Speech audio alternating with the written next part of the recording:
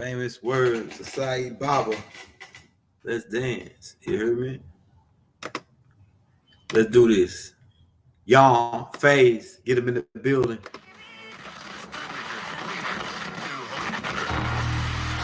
And the ancestors are looking out for us. Todd Hayes is exposing them, man. Okay, you see that chair right there? See how big it is? Yeah. Now look at the Pope chair under. Scroll down, look at the Pope chair under. Never have it been made so clear. Young TV.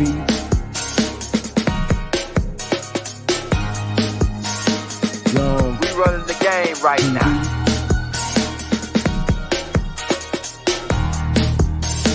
Young TV. Time to take over. Young We the hottest in the game. Hit that like, hit that subscribe button. If you just not tuned in. TV. Share, like on your Instagram, Facebook. Young TV. If you tuned in, we broadcasting live from 2030, baby.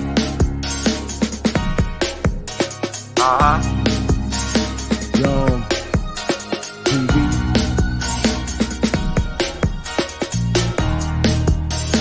Young Taking over the game, baby. Oh yeah. Young TV. Hit that like. Young TV. Get them likes up in the air, you heard me? Young TV. Ride by. Hotel Islam.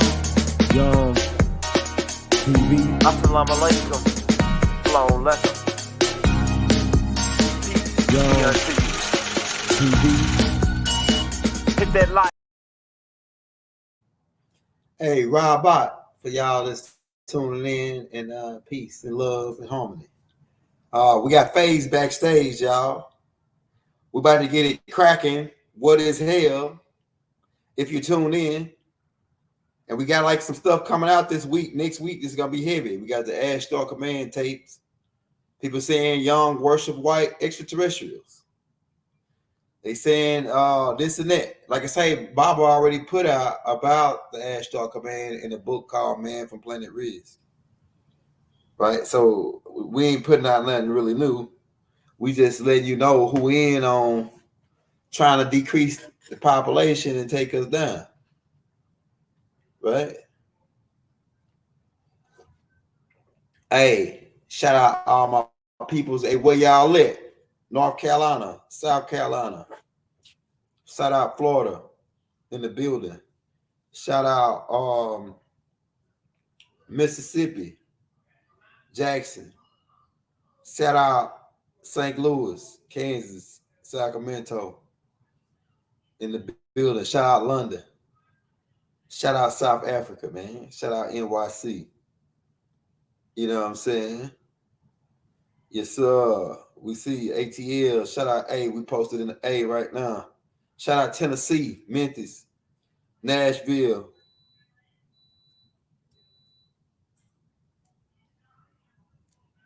Oh, yeah. Bad News, Virginia. Shout out New Orleans. E&O, you heard me?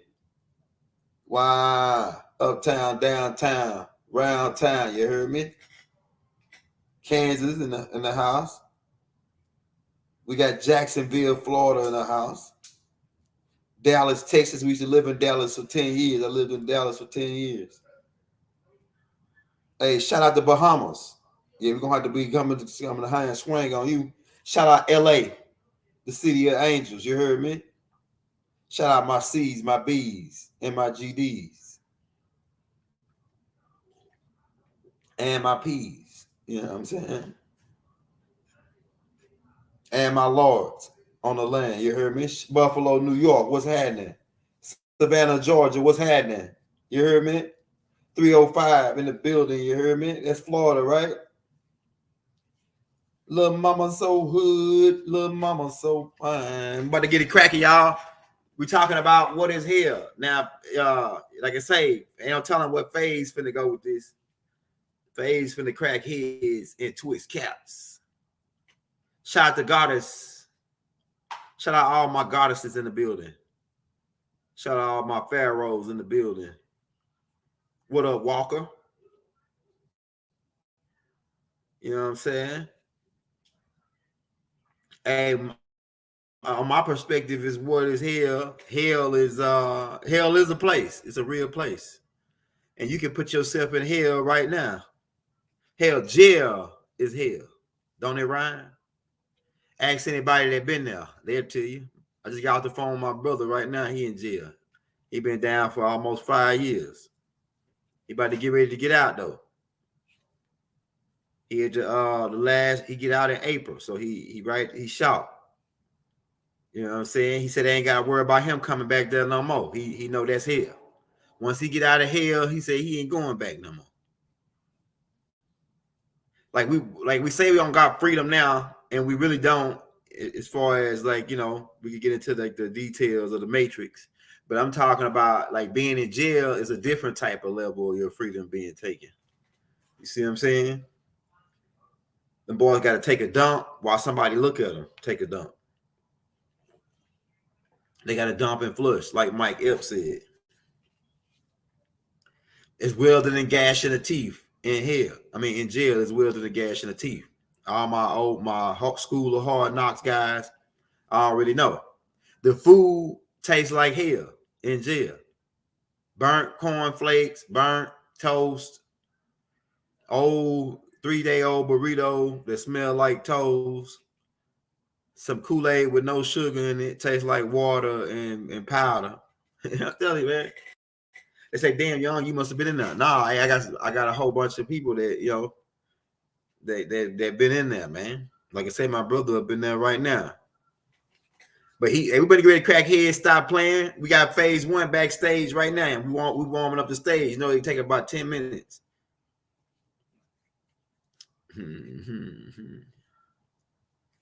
Oh yeah. Yeah, we see you. We see you. Shout out Florida in the building. My L's. Shout out Izzy. We see you. We see you. Hey, like I say, it's welding and gashing the teeth in jail. You know what I'm saying? Niggas getting well, most of them niggas in there that be doing that weird shit. They be wanting that weird shit. Real street niggas gonna mind their own, stick to their own.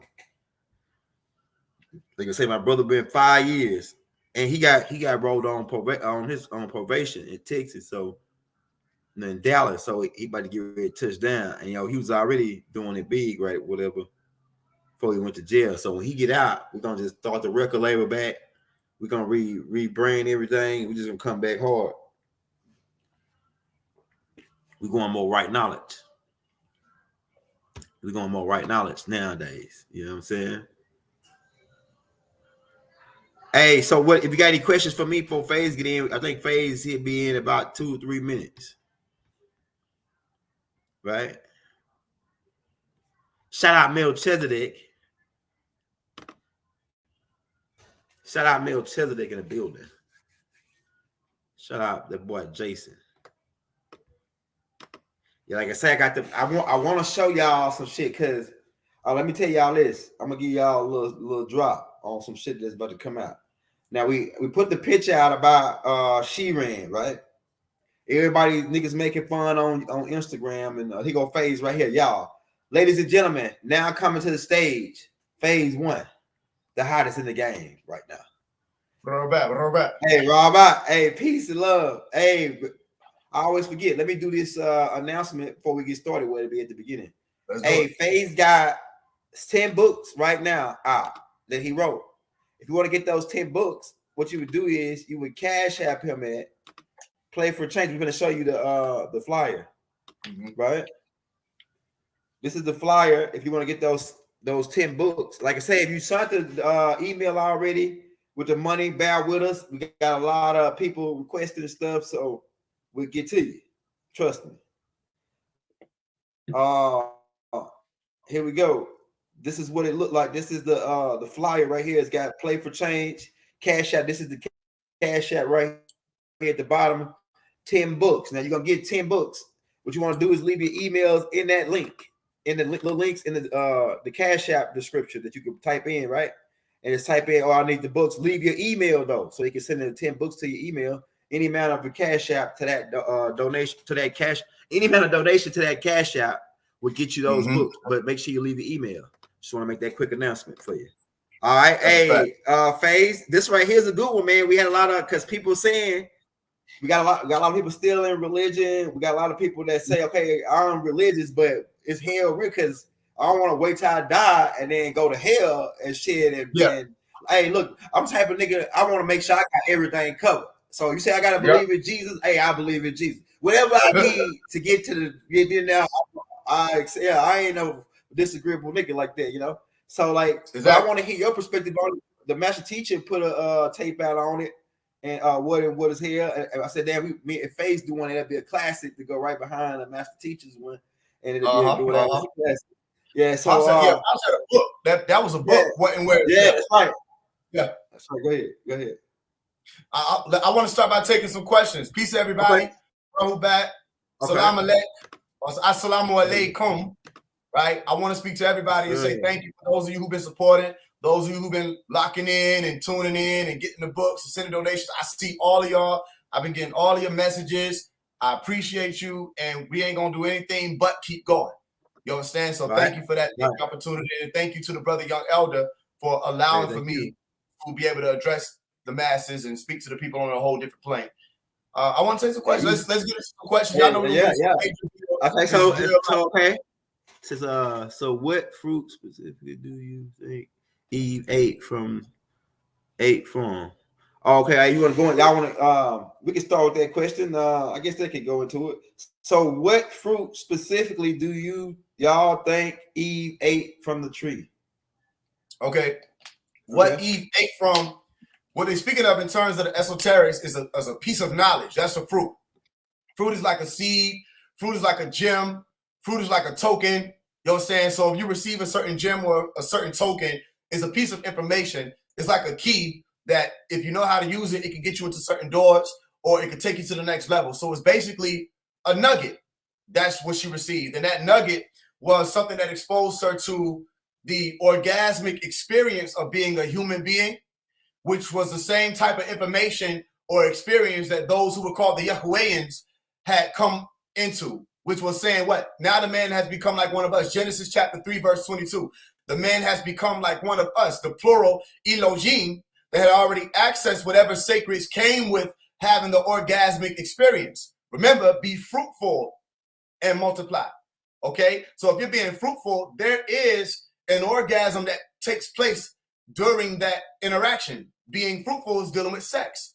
So she was exposed to not only the orgasmic information, but she was also exposed to what you refer to as sex magic, all right, or sacred sex magic, where you get to learn the different types of things you can manifest through the orgasm. Are you with me? So she started to have access through a being that was referred to as Nekash, okay, who also was one of the Yahwehans, but they don't really want to say that because he was somebody that went against the Yahwehans project in that particular story, because both of them had that information. The Lucifer or the Nekash or the snake or the serpent that was sly, and the rest of the ones who were in that garden who was being referred to as God. That's why he said, for God doth know that on the day that you eat thereof, your eyes shall be open. You have to ask yourself, how does this person who was supposed to be the serpent, who's supposed to be so lowly, know the same thing that these guys or God, Elohim, knows? It was because they both went through the same schools and went through the same experiences and received the same degrees in the Nesut plane or the material plane or the earth plane, as you call it. And whoever these Yahwehans were or these Yahweh Elohim were who built this garden, okay, or this abode, Adenu, of delight, were trying to start a new project, okay, which was, you go look up Eden, you'll find terrestrial paradise. So whether it was on Eretz, which was the earth, or it was within the earth plane, which is Nesut, either way, they were trying to graft and create and form whoever these beings were, these humans or humane beings were, after their image and after their likeness, to see if they would pass certain tests. And one of the tests would be, would you be tempted to the point of submitting to the lust, or would you be able to adhere to saying, yo, you can access all these other degrees, just don't go toward this root or this fruit?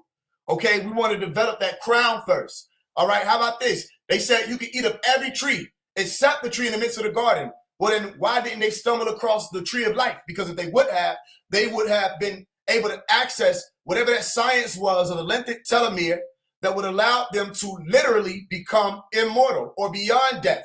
So they said that if you eat of the tree in the midst of the garden, on the day that you eat thereof, you shall surely or certainly die. Now, a lot of people disagree about what the death was about. Some people say a spiritual death. Some people say a literal or physical death, or mut, saying you were supposed to literally die, or metta or methu, you were supposed to be dead or have actually died or passed away.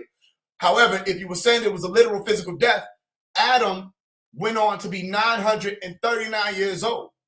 You understand? They went on to live much longer than that one day or yom period of time that they should have died in. If you were saying certainly they would have died in that day. So there may have been more to the conversation. So the truth being, it wasn't the fruit that killed Eve. It wasn't the fruit that killed Adam. It was their being cast out of that garden of delight that killed them, because they said we have to remove them out of the garden.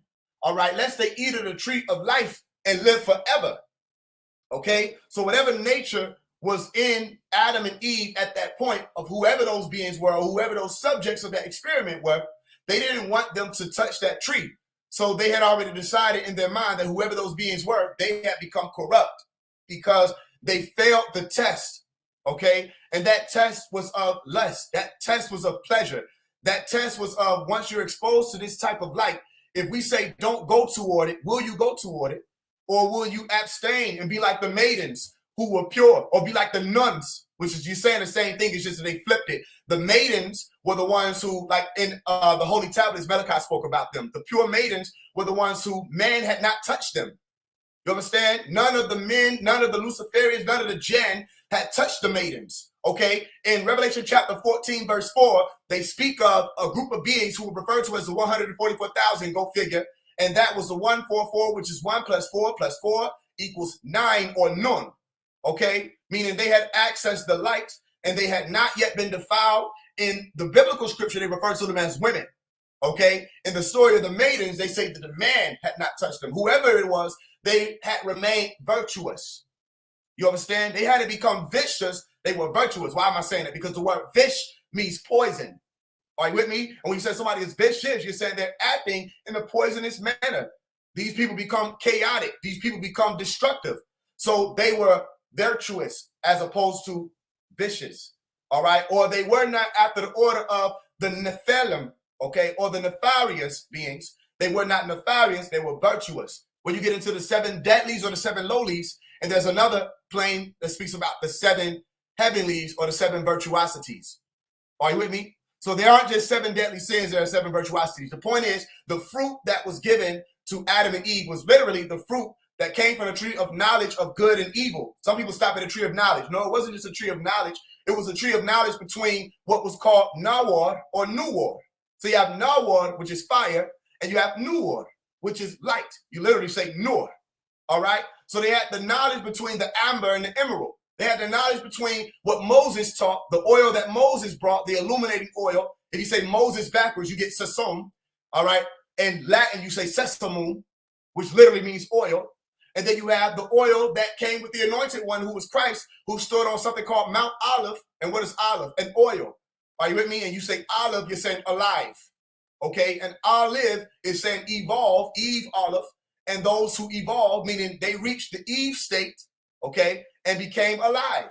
They evolved. That's why in Genesis chapter 2, verse 7, we speak about forming man out of that same Adamah, okay, dust of the ground, the lowly area, that realm in Nesset, and we breathed into that, whatever that spirit was or that ruach was, that allowed for them, if they so choose or chose to, evolve. They gave them the opportunity to evolve into Eve, or be like these pure maidens who found the light, okay, so that you can be virtuous again, so that you can figure out how long you've been down here.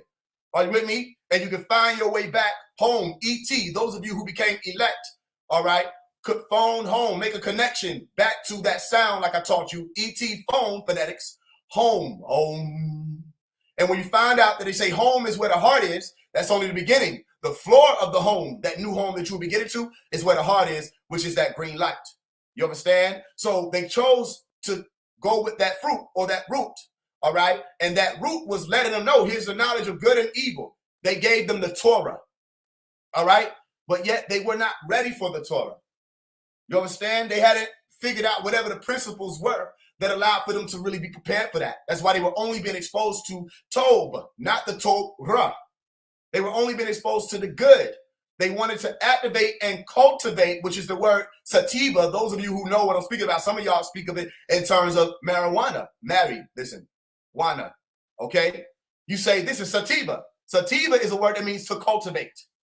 Are you with me? And if you say sativa, there's another word in Sanskrit that appears alongside that word, sattva, S-A-T-T-V-A, which means to know a thing or to become savvy, Sabi, like we've spoken about before. And what is a Sabian or a Sabian? Supposed to be someone who's in the order of the stars, but you have the choice at that point because it was explained to you that those who walk after Osiris or Osiris, all right, were actually a part of the group of people who was associated with the deceased ones in the underworld, okay? So you have to choose which part of these people were you going to be associated with, the ones who fell in the underworld or the ones who went up into the higher planes, which we'll get into that as we continue to build. So when you're saying sativa or sattva, you're saying someone who's knowing a thing. You become like the alim, the knowing one.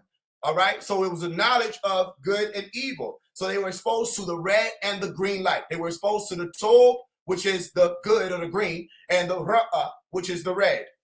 All right. So if you're asking what was the fruit, what do we think it was? It was a knowledge of good and evil. Literally, they say it in the book of Genesis. And then you'll understand when you study it that you're speaking about a polarity that mankind wasn't supposed to be exposed to yet because they were trying to cultivate the good in you because it takes more time to cultivate that because it's easier for those of you, if you're familiar with Al-Quran, and when I bring it up, it said Iblis was the one who wanted to make disobedience fair seeming. He didn't have to work hard to do that because it's actually easier to lust than it is to love. It's easier to hurt someone than it is to heal someone. It's easier to jump down off of a cliff than it is to climb back up it. Okay, it's easier to go from a level of higher concentration, focus, concentration, to a level of lower concentration than it is to go from a level of lower concentration to a level of higher concentration. You understand? So they were trying to cultivate that in you, which allowed for you to ascend and become ascended masters before you were exposed to these lowly sciences. But here came Nekas, okay, which was Nakasha, okay, which is the whispering one, which we'll get into that science as well as we break down more of the levels of hell and who's over it and who's associated with it, that revealed to Eve what they revealed, and they did tell him the truth. That's another thing. He told her the truth. However, he didn't tell her what's called the totus or the whole or holy truth. You say, you tell the truth, not just the truth. Do you wish to or swear or affirm that you're going to tell the truth, the whole truth? All right, so help you Allah or God. You understand? You're going to tell the whole truth. Who was supposed to help you tell the whole truth? God, okay, which became another being called Kidder, all right, the green one, okay, Melchizedek or Enoch, Idris, a few other beings who had been exposed to that whole truth. And Moses swore he knew the whole truth. No, Moses knew the truth, but he didn't know the whole truth. God had to help him. So do you swear or do you affirm to tell the truth and the whole truth, so help you God, so help you Elohim, so help you El Elo, the source, so help you Anu, so help you any other messengers that came in that name. Remember, you test those people who claim that they come in the name of the Most High or the name of the source or the name of Allah. See if they make sense. See if they can make it make sense, because some things don't make sense. That's why Malachi brought forth the science. He gave a command. He said, make it make sense. Even if it doesn't make it to their senses, make it to their senses. And the only way that you can make it make sense for people that you claim are asleep is you have to know what it feels like to be in their bed. Or you have to know what it feels like to be up under covers. You understand? Or undercover. You have to know what it feels like to infiltrate. You have to know what it feels like to be a part of the same binding orientations that they're a part of that you call your religions. Okay? That's how you make the real lies gone, religion. How you gonna make the real lies gone if you don't even know where the religions that people are coming from?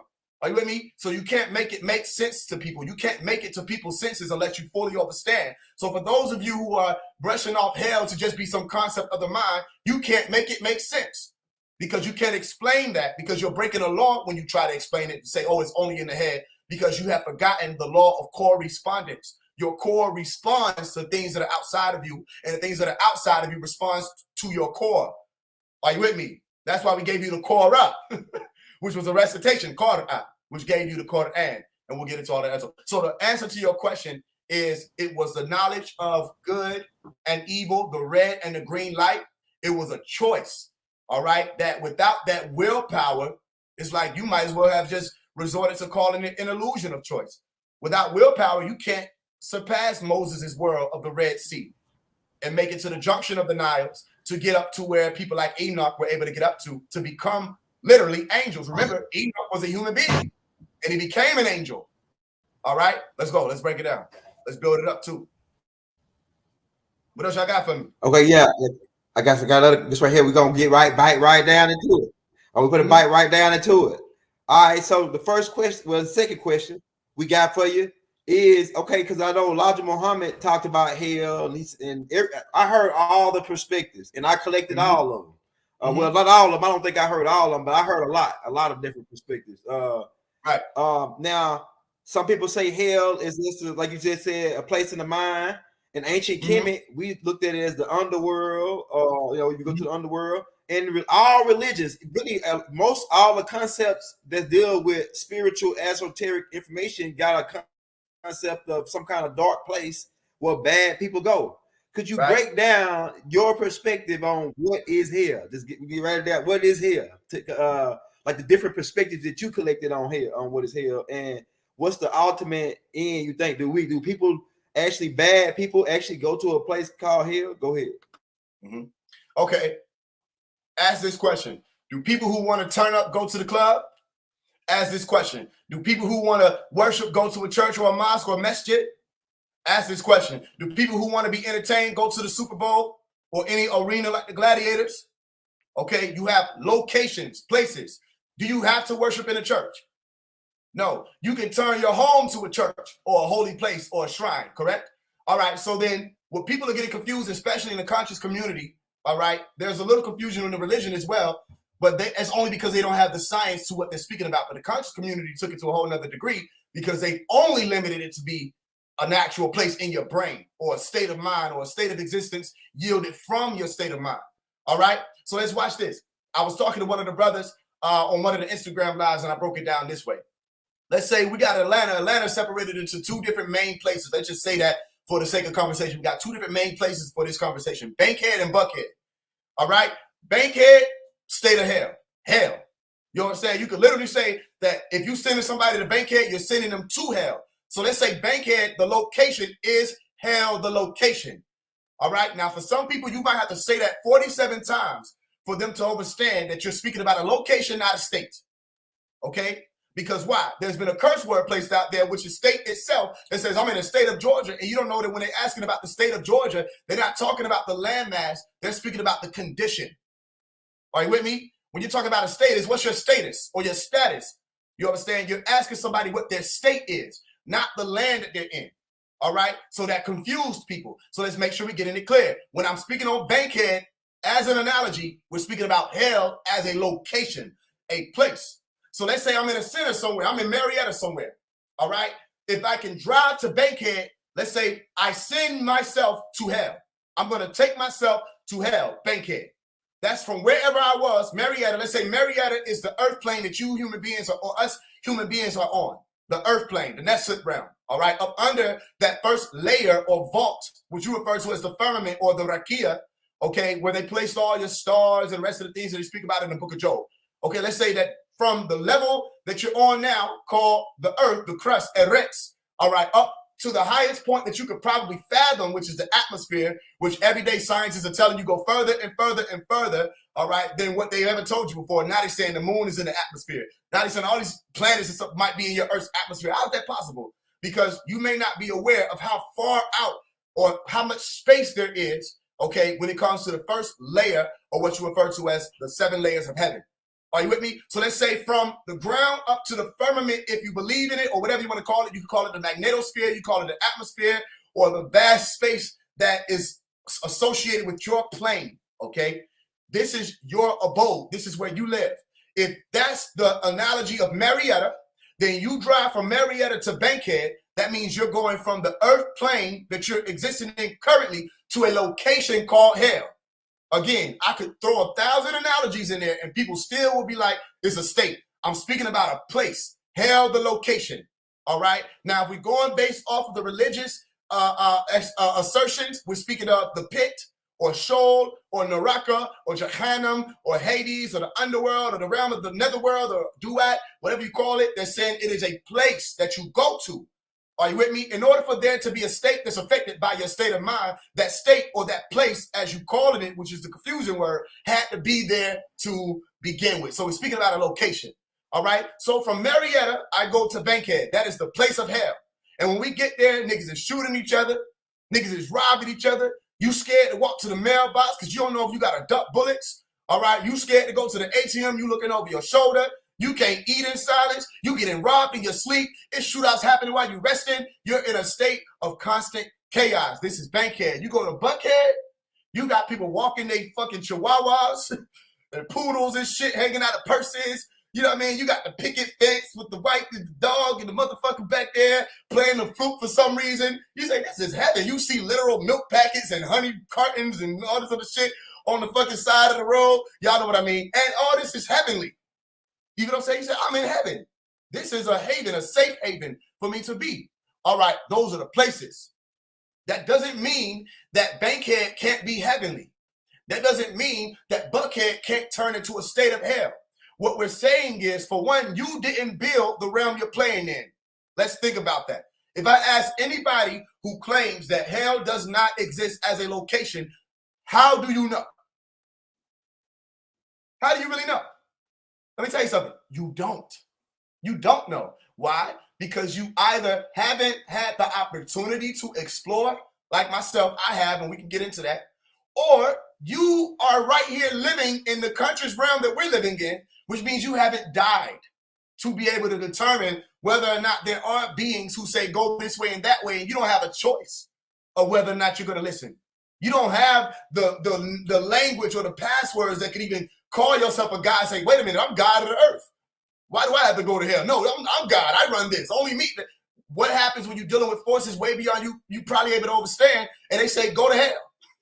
You know what I'm saying? And you don't have no choice. You're on a boat already going. You understand? Who do you control that? So because you've never crossed that threshold, in order for you to tell people that hell is only in their mind, you have to willingly lie to them, because you can't lie to yourself. You know yourself that you don't know whether or not hell is a place because you haven't been all corners of the universe to test to see whether or not it's a place. So if you're going around telling people hell is not a place, it's only in the mind, you're a liar. And you know you're a liar because you haven't gone to see. You would have to tell me you've been to every inch of this reality that you refer to as an infinite plane, whatever the fuck you think that is. You have to tell me you've actually been consciously, okay? Meaning you can recall and describe every inch of this plane to be able to tell me, or any plane, to be able to tell me that there is no actual location. So let's kill all that. There are locations, okay? So let's get into the Bankhead. Bankhead is hell. If people go there, then they're sent to hell, all right?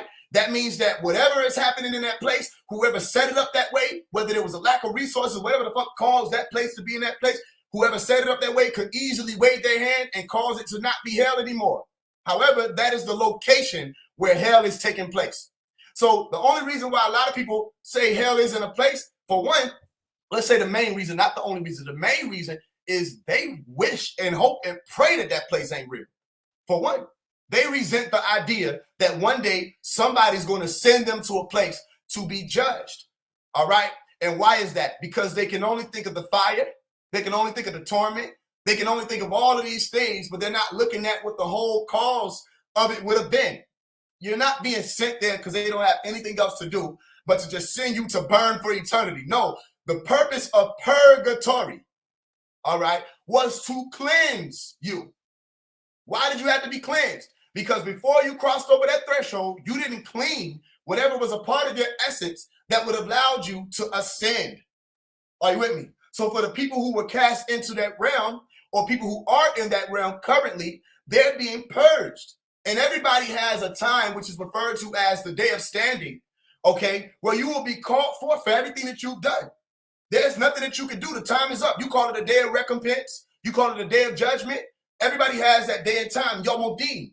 And everybody also has to face Yom Kiyama, which is called the resurrection. And if you don't believe in either, that's fine. However, you know that there comes a day that everything you know fades away. And that's the day that you so-called die. That is the day that you transition. So that is the moment which will be the most humblest moment, all right, that you will have to face, where you can't say anything anymore. If you didn't make it known to yourself, if you didn't expose yourself to the true light, then you're not of the knowing. You have no control over what happens to you at that point, because you didn't take control over what happens to you while you had the opportunity to. Which is why they said, we swear by the time, keep that in mind. We swear by the time, all right, that all of you have to face that day, you will be losing. This was what was put in Al-Quran and Al-Isra. All right, we swear by the time that you will be losing, and somebody had to step in and intervene. They sent reminders and people who will warn you about Jahannam. They sent people who will warn you about the lower planes and say not just about the lower planes, you should be familiar with the higher planes. So from perspective, let's get into it.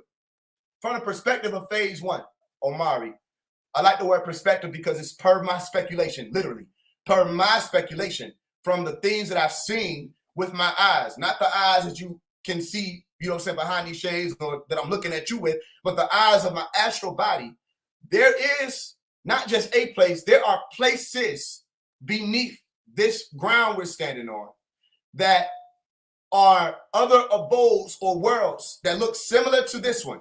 I've seen mountains, I've seen the hills, I've seen the trees, some with leaves, some without leaves. I saw the stars, I saw different moons. There are abodes beneath our feet that I was allowed to travel to astrally. Okay, for those of you who are not familiar with astral projection, there is a point through your transition in between awakening and sleep state that allows for you to disconnect from this physical body, as you call it.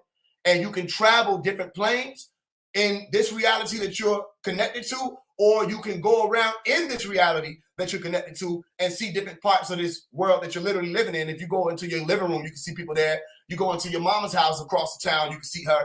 All right, this is a science that the CIA and the rest of the people has been speaking about, and all these different books have been talking about for a long time. Okay, but other people have only spiritualized it, and now you got people saying, "Oh, it's only a daydream," and all this. No, it's an actual occurrence. Okay, when you have a body inside of your body that is able to travel to places that you're not able to physically travel because you're not allowed to. This is scientific, by the way, because with this type of form, because of how dense it is, you wouldn't be able to pass through certain gates anyway. That's why they hide certain gems and say no flesh can inherit the kingdom. It wasn't saying that it's impossible for somebody that has the flesh body to inherit it, but they were laying a gem there that says that you have to take on certain forms to go through certain vaults or doors of vaults or gates. Are you with me? Meaning if you as a human being even attempted to jump onto one of the sham or crafts or move, all right, and travel and take the journey, leaving out of the earth plane, once they travel toward the sun and go through the sun, you wouldn't survive anyway, unless there was some type of transformation that you underwent, or you were given some type of garb, which would be some type of protective layer over the self or spacesuit that would allow for you to endure going through a whole star. Are you with me? All of the different degrees and the heat and the pressure of going through it. You as a human being would not survive. People can't survive standing out in 75 degrees, 80 degrees. Are you with me? So the point is, I was allowed to go beneath the earth plane eretz, this layer that we're sitting at right here, up under one of the vaults, okay, which is that firmament, all right? I was allowed to go beneath this plane, and I saw different levels as I was literally falling down beneath those levels. I'm trying to see how much of the details I'm going to render, because it started off as a regular astral projection. As I left my body, I went through my ceiling. I went on this Ferris wheel type movement, because there's something in the astral plane that I call the current that allows for you to move around without controlling your body. It just pulls you. And I allowed that current to drop me off through the ground, and I kept falling through about 7 levels. Keep that in mind. That's very important. And upon that last level, I was in pitch black darkness. And I could feel the wind as I was falling. It's another thing to keep in mind, that when I say body, I'm speaking that it operates the same way your body does here, just in a different state of observation, okay, or a different state of okay, or consciousness. So I was able to feel the wind all the way down into this cold like realm, and I was falling with the wind, not hearing any sound, up until the point where I finally hit the ground, which felt like crystal amethyst type texture. And when I hit that ground, that's when I heard the sound. What did I hear, young elder? I heard what sounded like football fields of people. And those people were screaming out. So it didn't sound like any high-pitched sound. If you just can think back to if you've ever been in a football stadium, when people cheer, it doesn't sound high-pitched. It sounds like a roaring sound. You understand? When you get all those people together. So if you can imagine like 10 football fields full of people, I heard the voices of millions. You understand? And they were screaming. And it wasn't so much so they were screaming out in agony. They were screaming out as if somebody was to hear them and they were trying to get their attention. You understand? Like a crazy person in prison who is suffering from the effects of solitary confinement. Just screaming because, you know, it's like it's a hesitation, or what do you call it? An agitation. And, you know, they're screaming to be heard. Are you with me? So as soon as I hit that ground, which whatever layer was broken when I hit that ground, I was able to hear the sounds of those people. There were 12 beings. Do I know the exact number? No. However, when you're in the astral plane, your senses are heightened. So you're more aware of certain things. So the number that I heard or resonated with was 12. There were 12 beings that started to close in on me. And these beings were vicious beings. As soon as, if you can imagine throwing bread in the center of some pigeons, all right? That's how it felt. And these beings were closing. I was there for all of 5 seconds. I heard the sorrowful sound of all those people. I felt these beings rushing to grab me. And I have a switch in my body or my being that allows for me, no matter how far I travel from my astral body, I call it a switch. I don't know what some of you call it, for those of you who travel or project. But that switch is, as soon as I hit it, I'm able to return to my body. It's a mental switch. I hit that mental switch and I didn't have to travel up through the planes. I snapped right back to my body and I jolted up and I was breathing fast. My heart was beating fast. And I said, I made a joke to myself and it was funny. I said, man, I would have been mad as hell. Then I bust out laughing because I'm like, it was a pun to myself that I literally was in hell. And why I said I would have been mad as hell is because I know, for one, in that moment, something occurred. I said, human beings aren't allowed to go and see that and experience that. And there wasn't any fire. Keep in mind this. There was no fire in what I was able to behold or see, at least not in that realm. There was no fire. It was pitch black darkness. I wasn't allowed to see, or it's really dark like that there. So that's something to think about. Maybe I just wasn't allowed to see or behold it. Maybe my eyes weren't able to work there. However, my ears did. So either it's pitch black there, triple black darkness, or it's really fire and all this other stuff happening and I wasn't allowed to see. But I heard the people. So the first thing popped out, I said, people aren't allowed to go there. There's no way human beings are allowed there, because as soon as I got in that realm, they were like, a human. They were going to rush and grab, which means I didn't have, it's like I wasn't supposed to be there. They allowed me to see, or they allowed me to experience it. And then I was able to snap myself back. You understand? And another thing weighed on me, because before that, I think that was 2021. Before that point, I was one of the people who was leaning closer toward, it's a party of mind. It's a state of mind. Before that moment, before that experience that they allowed me to go and experience and sent me back with this experience, all right, or I was able to pull myself back with this experience, I was leaning toward, yeah, it's just a state, you know, you make hell, this and that. Listen, it's a lot deeper than that. And that's from experience. So per my, not just perspective, my experience, or per my speculation of what I actually saw as a spectator, someone who literally was able to behold on some type of spectrum, even if it wasn't the visible light, okay, there was some type of information that was able to be received by me, okay, there is an actual place where people are being held right now. You understand? So when I came back and had that realization, told the joke to myself, saw that people weren't able to be there, there was something else that clicked for me. And it was like, what about all those people? There was a sorrow that came over me. It was like, damn, that's a lot of people. You know human voices when you hear it. You can go to a football stadium now, you'll know human voice. I said, what about all those people? And that's where I started to teach and research more about the actual hell conversation. So back in 2021, I was familiar with it, but from my actual experience, I said, no, I have to know what this is. And every walk of life, every religion has spoken of worlds beneath your feet. Do not be fooled by these conscious community wannabe leaders. They are not experienced. They're not inductees or adepts. They haven't been exposed to any of these realms. So don't listen to them. I'm not saying that you got to believe me. I'm saying don't listen to them. For one, they don't know what they speak of. They just don't know, meaning they haven't been exposed to the science, which the etymology of the word science is no. So they don't know the science of hell. So they can't speak on it. The only way to know the science of hell is if you would have actually been exposed to the science of hell. And at the root of science, what do you see? Psi, which is the mental. You understand? Meaning this would have been something that is enrooted in the psyche after you've been exposed to it. Now you know it. It's in your brain. So now when I come out and speak, people know, even if you don't believe what I'm saying, you know that from my tone alone, if you can't receive the information that it's a possibility that what I'm saying is true. All right. So I'm asking you to at least look into that possibility, because then you have to ask yourself, where do these demons that plague people come from? Where do these demons that have been a part of the paranormal activity history come from? Where do the ones who jump into people's bodies come from? Where are these imps in the Rumpelstiltskin story when he stumped the ground and the hole opened up and they say he went back into the lower planes?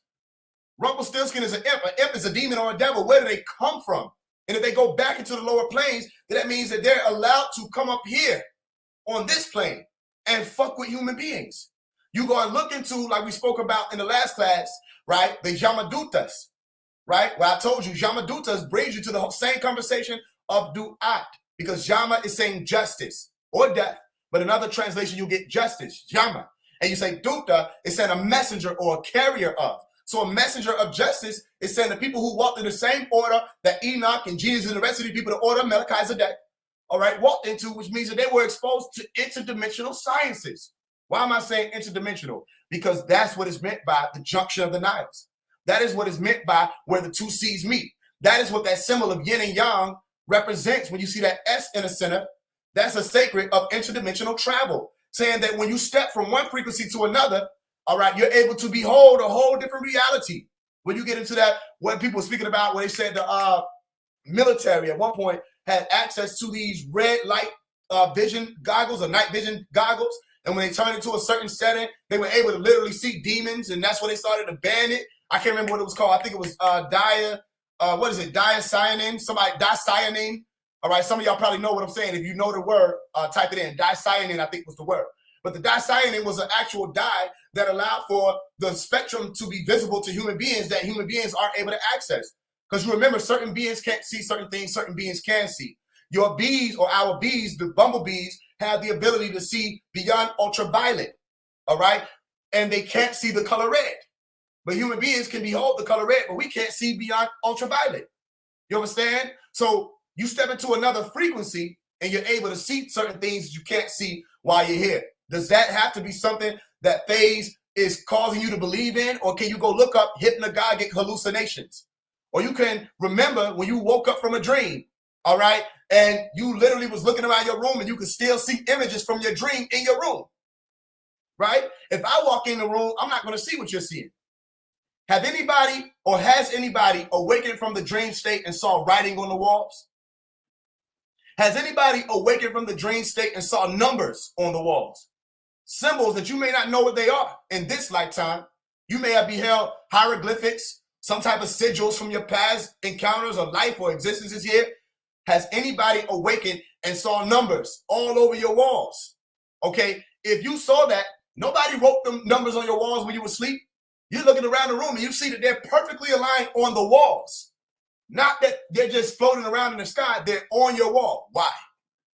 You understand? That may have been you leaving a message for you, or that may have been the other ascended masters or angels or your ancestors leaving a message for you, which you may not have been able to decipher whatever that message was or determine whatever that message was consciously, but your subconscious needed to behold it. And I'm here to remind you that your subconscious beheld that. You understand? Because you're being programmed. It may take you many lives to get it, but you've been sending messages through messengers, literally messengers, over and over and over again, incarnating and replicating their consciousness and downloading into certain beings or avatars, like they literally show you in the Avatar movie, that they have the technology to take somebody's consciousness and put it in another avatar. All right, which avatara meant what in Sanskrit? We went over it before. To descend, meaning these beings may be versions of you, like they put in an Interstellar movie. Interstellar, to travel beyond the stellars or the vaults of the stars or the heavens.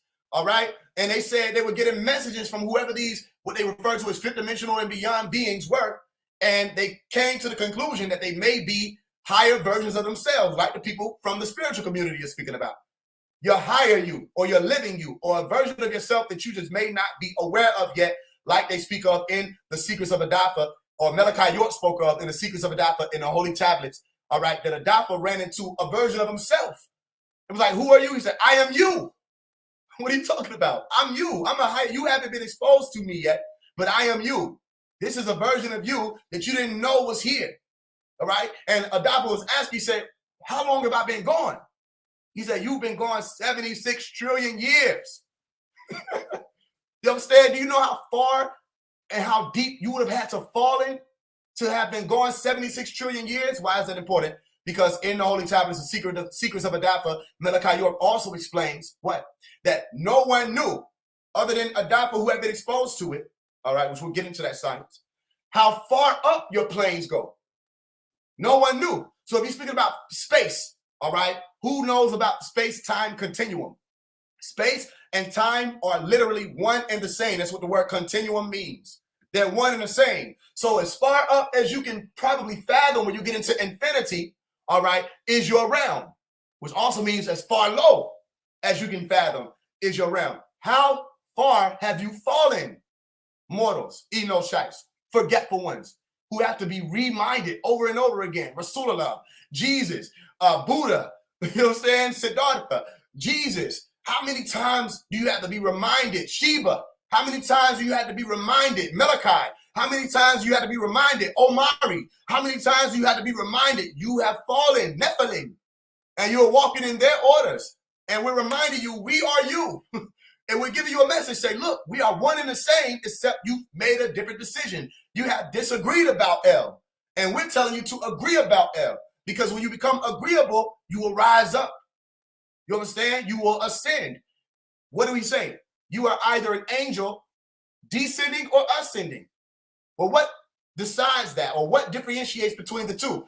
Your decisions, literally, your will or your own choice. You have the right to choose.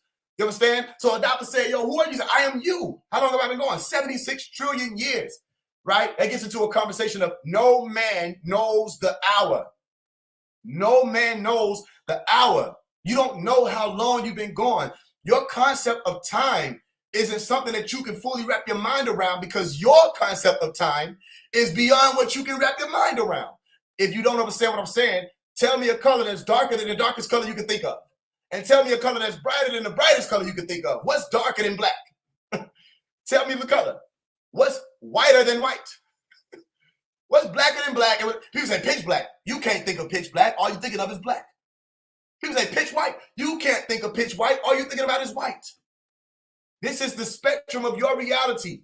So if that's your space, which is your spectrum of black to white, or darkness to light, yin and yang, your negative, positive, your 0 and your 1, all right, or your 1 and 0, your binary reality that you live in, okay, if you can't think beyond that, then how do you even wrap your mind around even the lower plane of infinity? Why are you saying lower plane, Faise? Because when you look at the number 8, it is an hourglass. And an hourglass has two parts, a lower part or a lower realm and a higher realm. So there's a lower you and there's a higher you, the higher you. And only those who reach that higher plane can even speak on the higher plane. That's why you get into, again, the Bodhi messenger Sattva. Bodhisattva. What is a Bodhisattva? Somebody who's already figured it out. We've already had the awakening. We've already been given the opportunity to leave. And we said, no, we're going to stay because they can get out. They can get out. They can make it out. Like the lyrics I said in the song, One Take, I was saying, there's a way to make it out.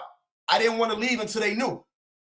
The demons, they grew. The devil getting bigger with each radio hit that's telling us to live in the beast, and we losing. And you can take it literally, or you can take it as a figure of speech. Just consider me, please, as a nigga who can sit in that seat, as a nigga who done been in these streets to be a leader that you know you can count on. Trust in me. And hopefully by the end of this beat, you can see I don't want us to lose, but boy, do we have so much work to do. Look to your neighbor, tell them it's okay, we'll make it through, because Faise is true. You understand? And remember, I told you Faise is Faisal, and Faisal is speaking about a separation or a split. All right. And that split is what we're dealing with these two realms. So let's look at it. If you don't know how long you've been here and how far you traveled down, okay, and a bodhisattva can teach you and tell you, look, this is the length. All right. This is the truth, the life, and the way. I am the truth and the life of the way. This is my analogy of who and what I'm standing for as a bodhi messenger of sattva. What does sattva mean? Sattva means to know a thing.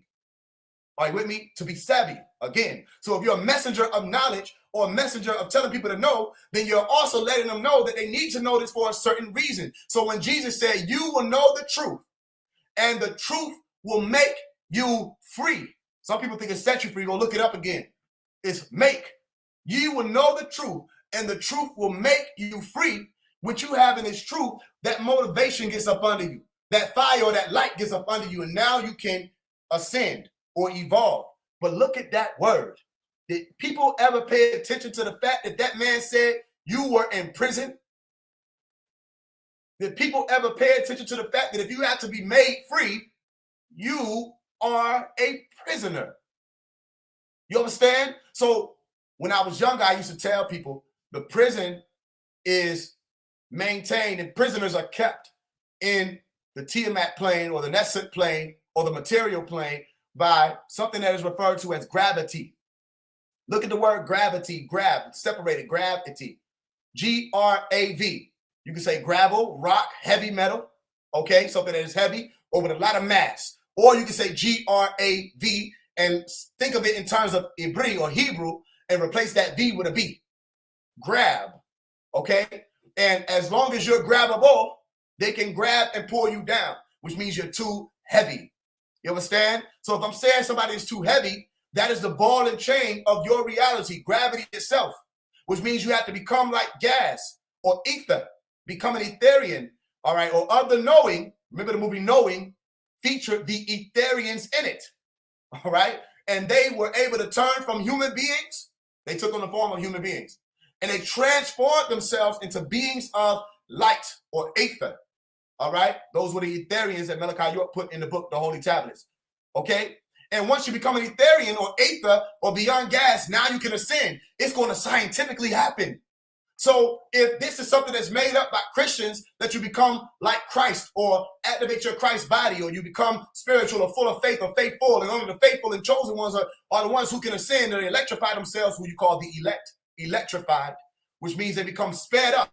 If you electrify a thing, you speed up the molecules in it, it becomes heated up. And once you heat something up, it's able to separate itself, transform itself, and it will ascend. If you don't believe me, that's fine. Try it with ice.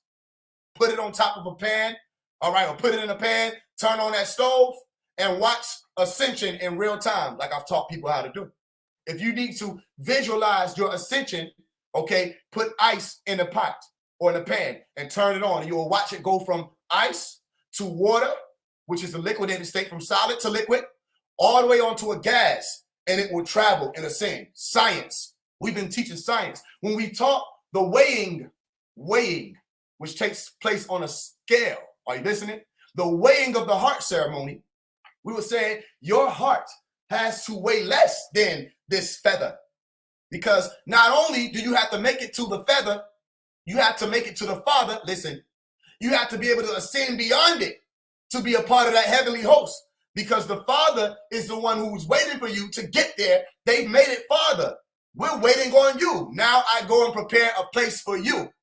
All right? Was Jesus the Father? It's not saying that he was, I knew. However, he said, when you see me, you see the Father. When you're looking at me, you're looking at Michael. When you're looking at me, you're looking at Enoch. When you're looking at me, you're looking at the one who sat on the throne, or next to the one who sat on the throne. Are you with me? You're beholding people who have already experienced what you experience, who have already ascended to a certain level. And we're just reminding you that you can get up out of there, which means that if you're saying that we're of this world, you're wrong. You've been misled. Like I can tell you right now, I am here, but I'm not here. I can tell you that. Somebody get it, somebody don't get it. I'm here, but I'm not really here. I'm just here. You swear I'm here, though. You see a reflection. You see this channeling through your screen. You swear this person is here. No, I'm not really here. Okay? I'm somewhere that you probably have no idea about. Okay? But I'm not here. It's just that this is a projection of what? The molecular structure of a solid being that embodies the consciousness of somebody who is not heavy enough to stay here. So when we say weighing of the heart ceremony, the heart is your center. So let's look at the word heart. All right. If you say the heart of the planet, what is the heart of the planet? The heart of the planet is what they refer to as hell. Are you with me? But your heart, or that hellish state, had to become ascended in order for you to become an ascended master. So we weigh your heart against the father or the feather. All right. And we give you 42 principles. Stay with me. 42 principles or confessions that you're supposed to be able to say when you reach that threshold where there is no turning back. We say stand up, and you have to stand. Your number is called, and you have to step forth. And when you step forth, we're going to ask you, did you start on that journey as a traveler to go from the darkness into the light? Did you take the 33 steps necessary to reach the top of that plane? Did you understand what was meant by the 13 levels on the pyramid of your own dollar bill? 13 levels. But wait, Faise, I thought you said 14. Exactly. There are 13 levels on that pyramid, which is Jacob's ladder, as you call it. The 13 letters of the Scottish Rite. If you're not familiar, then you have to look into my classes on masonry, and now we come and do the whole thing all over again for the 13 levels. There's a whole science to the 13. But if you understand Jacob's ladder or Jacob's ladder of the double helix or the DNA that you had to activate to become like God again, Genesis chapter 3, verse 22, which is 3 plus 2 plus 2, which is 7. If you activated that 7 beneath and that 7 above, now you understand it's not 13 levels because you got that capstone or that top. All right. What was the capstone of the Georgia Guidestones? It was referred to as the age of reason. Go look it up. For those of you who cheered for the Georgia Guidestones being destroyed, you've also been misled. Because why? Listen to what you're saying. Why would you cheer if some guidestones were destroyed? And I swear that the people who were cheering did not read the 10 principles, literally is what they called it, that were written on the guidestones. They only stopped at somebody's TikTok video saying that, Bill Gates wants to leave 500 million people left on the planet. That's not what they said. They said maintain 500 million. This was post-apocalyptic instructions. They also said live together in harmony, come together with one language, reverse this spell of confusion or division. Reverse that spell. Come together and speak together in one unified language, which is science, by the way, to know a thing. Stop all of the belief. Are you with me? They said live in harmony, peace, fix this, fix that. Make sure that you don't take too much from the earth and live in. How was that something demonic? Well, you didn't know that there was a capstone on those Georgia Guidestones, and the reason why they don't want them here is for a reason. Why? Because it spoke to an age of reason. Did you ever find out who told them to put up the Georgia Guidestones? Did you ever find out who this mystery man was? I'll leave that lingering in the air. Who had rose up off that cross? I'll leave that lingering in the air. And spoke of an age of reason? I'll leave that lingering in the air. And why are we saying an age of reason? Because once you reach that capstone on top of the pyramid, now you have access to the real sun, the real sound. You make a real sound that only the ones who reach that can learn, the 144, the 144,000. Only those of you who reach Mount Zion, and get up out of Babylon, like they told you in the movie, They Cloned Tyrone, right? How do you get out of Babylon? Where you go when you want to get out of Babylon? They went to Mount Zion Church, and they let Jesus point the way, literally. They said the man of God, he's going to point the way, something to that effect. And Jesus pointed the way, and they were able to find the answers that they were seeking to be able to get to that higher point, all right, to raise up out of the realm of confusion. So when you get there and you're like God now, you become like one of us, all right, ascended masters. Now you have the opportunity. You can come out here and teach too, all right. Now you're a Bodhi or a Buddha, a messenger. Say the same thing. A Bodhi is a messenger. A Bodhi is also another way to say body, all right, and a body of knowledge or a body of Christ or a body of the anointed one is to say what? Someone who's a Bodhisattva, the ones who come with the messages of knowledge. All right. And a Buddha is a word that means you're awake. So for all of you saying we real woke or we woke up now we awakened, then you're supposed to be Buddhas. Buddhas do the works of Buddha. All right. That's why I say, how long you going to be a Buddhist? When do you become a Buddha yourself?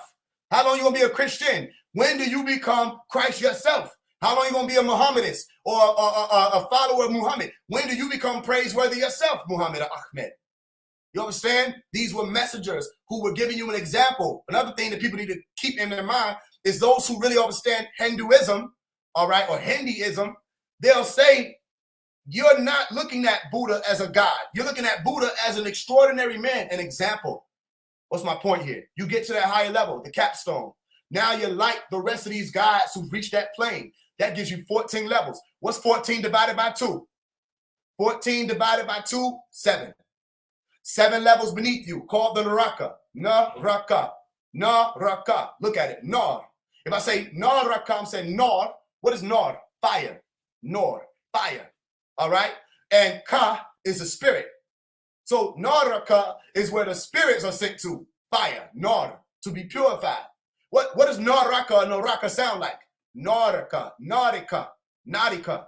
And what is Narika? Narika was referring to navels or ships. All right, the passageway after people left their body, okay, well, they were carried by a being that was referred to as Charon, okay? If you go look that up, they were literally carried, their soul, their ka, was carried through the realm of fire.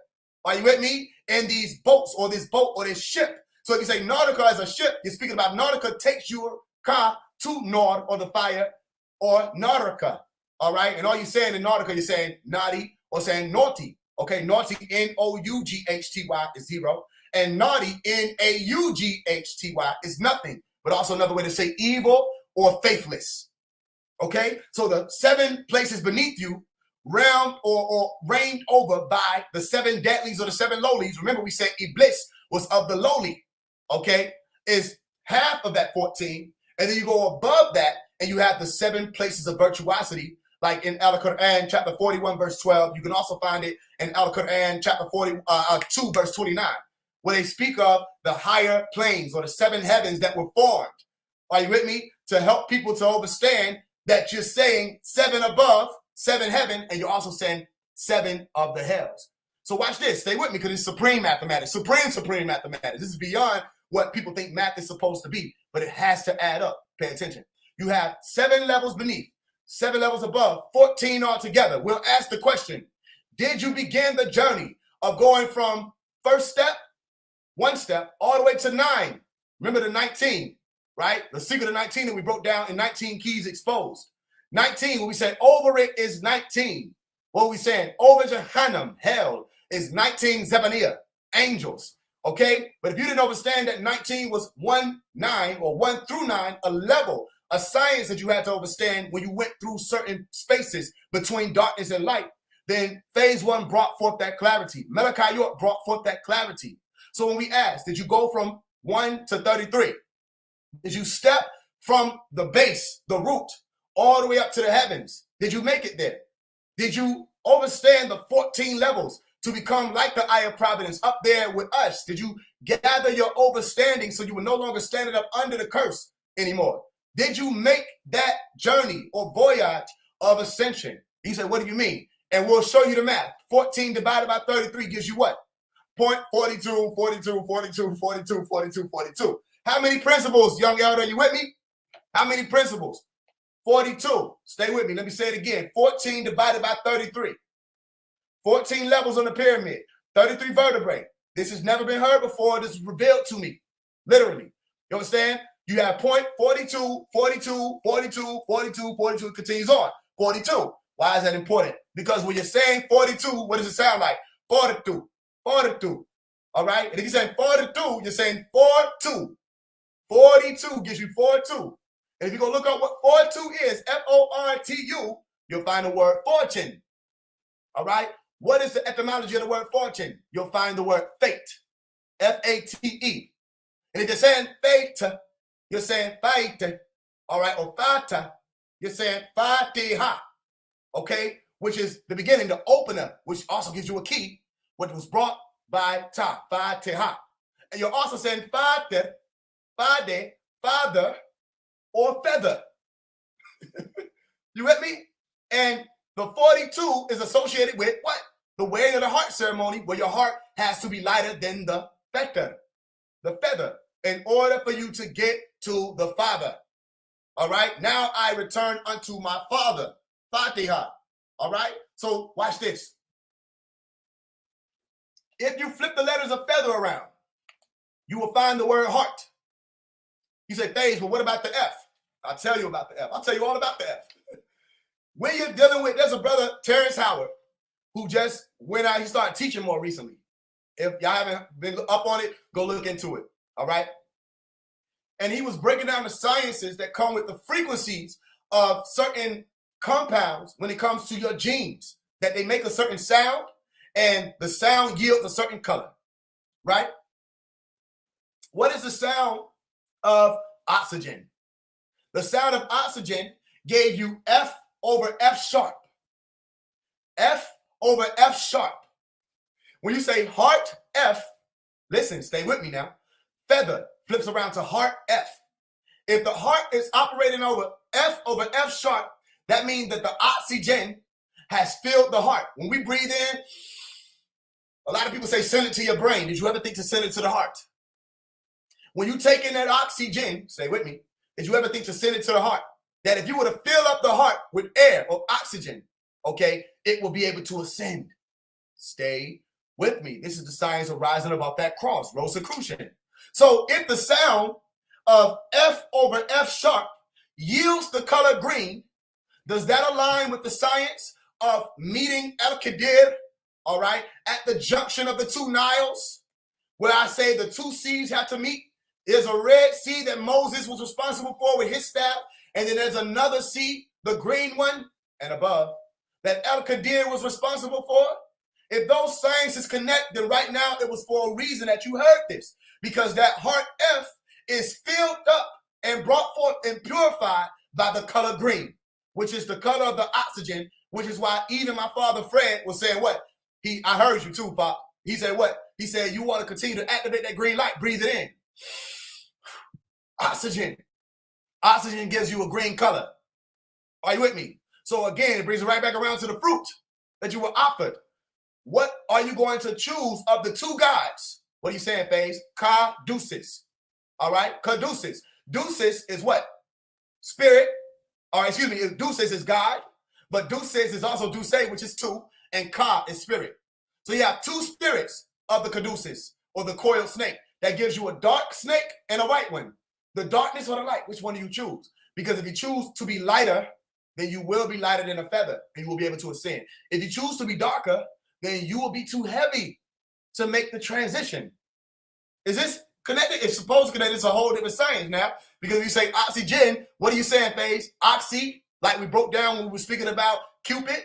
Okay, if you remember, we talked about oxytocin. All right? Oxy means sharp. And Jane is saying your genes. If you sharpen your genes or upregulate your genes, you will ascend. All right? That's why you should go back and not only study the 42 principles of Ma'at to understand how to right oneself. They didn't say that the 144,000 or the people who were of the nuns or the nine or of the light, the order of the light, they didn't say that they just went on into heaven. They said they were redeemed from the eretz or the earth. That's important, because if we have to redeem you from the earth, then you have to be deemed like Ray again. That means that those people who had reached that point of that time had also fallen in some way, shape, form, or fashion. They had to be redeemed from the earth plane or the material plane. So find your way back to the principles, the 42 principles, the 613 of your Torah, the 10 commandments. Go back to the original orders to find out how to right yourself, to become a part of the order of Melech Zadok yourself. And that is how you ascend out of hell. Are you with me? Because right now, if you were to cross over, like Malachi asked before, he said, who thinks they're ready to meet God? Okay? If you were to cross over at this point, would you ascend or descend? Have you forgiven yourself? All right? Have you let off all of the depression or the pressure that's literally weighing you down? Okay? Have you decided to give it all away? Do you know where to give it? Do you know where to put it? Energy cannot be created nor destroyed. It can only be transferred or transformed. Do you know where to transfer negative energy to? Have you utilized this material plane, this earth, the trees, the dirt, as a way to literally ground yourself? Don't forget that if you ground something, it's not saying to just make something stable. It's saying that you're able to place energy, all right, in something that can handle it. And you don't have to take it on anymore. They gave you certain sciences. They said prostrate, put your crown to the ground. All right. You got a lot of people say, not me. I'm not going to bow down. Not me. I'm not going to prostrate. And they ask Lucifer and say, why won't you prostrate? All right. So the question is being asked now, if you are going to activate that crown or that third eye or that Father's name that's supposed to be written in your forehead, how will you do it without prostrating? Because if you're not supposed to prostrate or get in tune with the ground to be able to figure out the reed, all right, and give all of the weight away to this plane so that you can ascend, then I got questions for you. How did this earth get here? How vast is the earth? Can you measure it? How vast is infinity? Can you measure it? Can you describe to me every corner of your universe? All you have is one verse to figure out. Can you figure out that one verse, the yoni? Can you figure out one verse? Can you tell me about all of the measurements of the universe you're in? Can you name every star? All right. Can you name every insect? Okay. I'm not talking about no taxonomy trying to figure out diversity of genes either. Can you name every angel? All right. Can you recite every book ever written? Can you tell me how to classify every single atomic structure in your reality? Are you the one who yields forth the sciences that become quantum physics? Did you figure it out? Do you know it backwards and forward? You understand? Can you tell me who was there in the beginning of creation? Can you tell me if there was a beginning? Can you fathom there never being one? All right. If the answer to any of these questions was no, you should prostrate. Now, maybe you won't. Okay. But they said that those who will have the mark of the Father's name written in their forehead. That's a science. They're laying a science out for you. That if you prostrate, put your forehead to the ground, that mark of God, it wasn't just the mark of the beast. There was also a mark of God. That mark of God will be in your forehead. All right. There will be a dent, a mark, a sigil, a placement that says these people have prostrated. These people were willing enough to say what? I will be humble before no man, but I will be humble before that which I don't know. Behold, the only thing greater than yourself. Do you control the moment in which you are judged? No. Do you control where souls go in the earth plane? No. All right. So this doesn't offend me. This doesn't make me feel any less than. It only encourages me to find more what? Knowledge. You will know the truth, and the truth will make you free. Stop telling people hell doesn't exist. You don't know that. You're living in a delusion. You're living in an illusion if you're going to continue to say that and you don't know it yourself. So guess what? You got a lot more work to do. And maybe if you were humble enough, they will open up those doors like we did for Adafa, and they will show you heaven, and they will show you hell. Ask them to show you. Well, some of you don't know what just because you don't know who you're asking, you don't know that you can still ask. And because you had the intention of knowing, you will be, certain things will be asked, seek, and knock. It's a key. You understand? Hey, you know, go ahead, let's do it.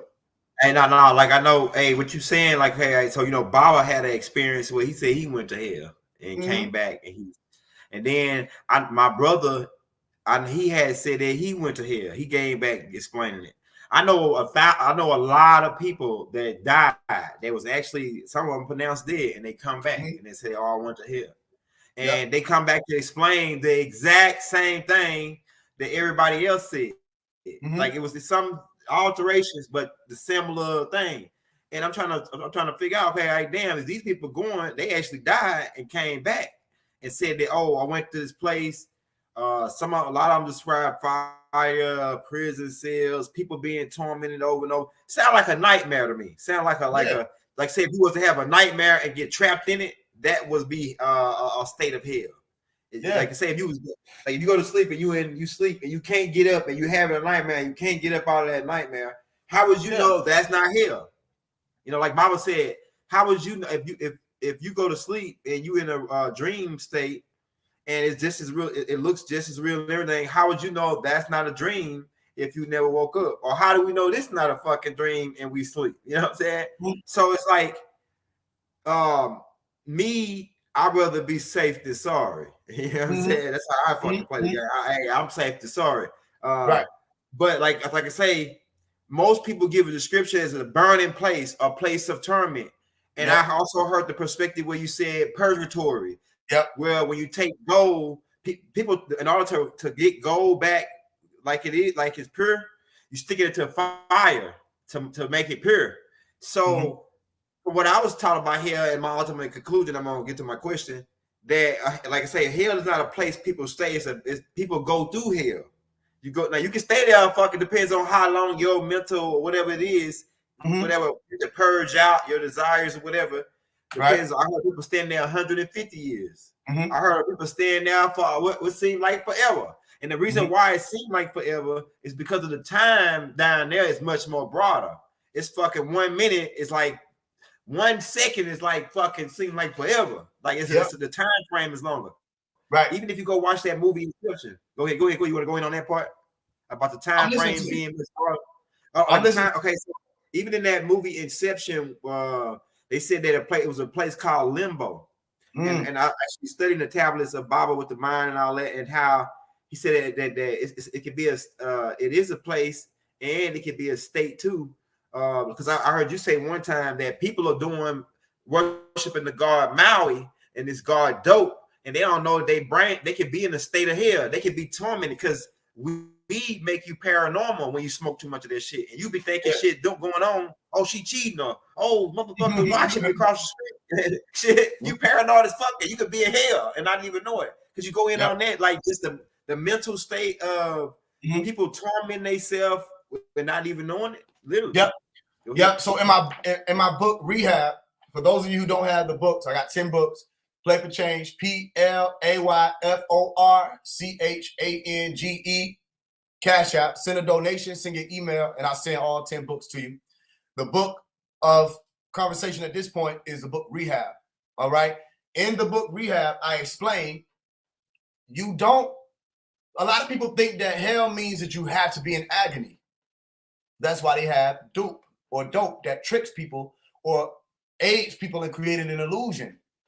Are you with me? So you can be in hell and be in a heavenly state, right? Let's say hell is happening around you, turmoil, chaos happening around you, but you done took some type of drug or you done changed your mind and say, ain't none of this shit affecting me. And you walking around blissful and hell is happening all around you. That's a state of mind where you're in hell, but you ain't going through hell. All right. Or you're not experiencing hell how other people are experiencing it because you've altered the state of mind that you're operating from. All right. Or you can be in a good situation, in a good environment, a happy environment. You ever had somebody say, yo, this motherfucker's a downer? You know what I'm saying? This nigga's a buzzkill because they walk in the room and the room start getting down because whatever they feeling at the time is like they're affecting everybody else. Say, nigga, what the fuck is up? What's wrong with you, nigga? Come on. Look, they start slapping their shoulder. Come on, nigga, what's up? Let's play. What's up? Why are you feeling like this? And it starts affecting other people. But in his mind, he in hell. Whatever he's going through in his brain that you may not be able to read at the time, even from what he's emitting from his body language and all this other stuff that he's exuding, he's going through hell in that state. All right. So I want to make sure that it's clear that just because you're in the location of hell, that doesn't mean that you're in the state of hell, as in the mind that you're speaking about in that particular sense. You're not experiencing hell in your brain. Now, for those of you who experience, or those of us who experience hell or heaven at any given time, what you're really saying is bliss in different forms, which brings you back around to Iblis. All right. Bliss in different forms, because bliss could be an illusion. All right. Or bliss could be real. You could be experiencing a real paradise, or you can be experiencing pleasure, which Eden separates or splits into two words. Eden gives you pleasure, and Eden also gives you paradise. Are you with me? And paradise is real haven, or heaven as you call it. No more death, no more sorrow. You understand? All these are the things of the former world. You're in nirvana and beyond. Actually, you succeeded and gotten past and broke the code of moksha, which allows you to literally go beyond the cycle or the loop or the plane of hell, all right, or the sphere where people are trapped. Are you with me? So you could be experiencing the bliss of a real haven, or what you say, oh, this is heaven, and your heaven is really hell because you're not aware of what's going on around you. Is that clear? So for the people who experience hell in the mind as a state, it's anything could be happening that's causing you to dread the day or dread the experience that you're in, or you want to be free from your own thoughts. And people sometimes use escapism or go to a drug or whatever, which is ultimately the same thing, to try to escape their own thoughts that we spoke about with alcoholism, all right, or the people who are trapped in that. So the state of mind is what's happening in your brain is affecting your reality, okay, or how you perceive your reality. You could be in the middle of Toys R Us depressed and a motherfucker on your knees crying. You understand? And in the same way, somebody could be in the middle of the prison and they're like, nigga, I'm grateful for every day. Like, this is the blessing of my life. I'm so glad to be here. You understand? So the state of mind is ultimately what shapes you is your experiences. And like I was taught by the same brother who brought me in to sell cars, whose brother's name is John Abate, who's a Caucasian, but I say brother because of the way that we were able to work. You understand? He brought me in to sell cars. He taught me something else. He said life is literally 10% of what happens to you and 90% of how you respond or react to it. So a lot of what shapes people's mental state of hell or heaven is their experiences. Are you with me? Or their environment, which acts on, you know what I'm saying, their brain. And a lot of their hell is based off of their experiences. So whatever they're going through, they say because, you know, rent due and they can't afford it, now in their brain they going through hell. And you got the other motherfucker, rent due, and they can't afford it. At the point they say, well, listen, everything is still all good. God is good. You know what I'm saying? I'm grateful to be here. So they're going through different things. So 10% of what happens to them yields that 90%, and it's all coming from their mind. You ever had somebody tell you, man, all of that's in your head. You got to get out your head. Yo, all that shit is just in your brain. You know what I'm saying? Or you ever been in a relationship with somebody say they're just making up shit in their head? Like, nigga, all that's in your head. Or girl, all that shit is in your head. None of that is happening. You in your own world. None of this is going on.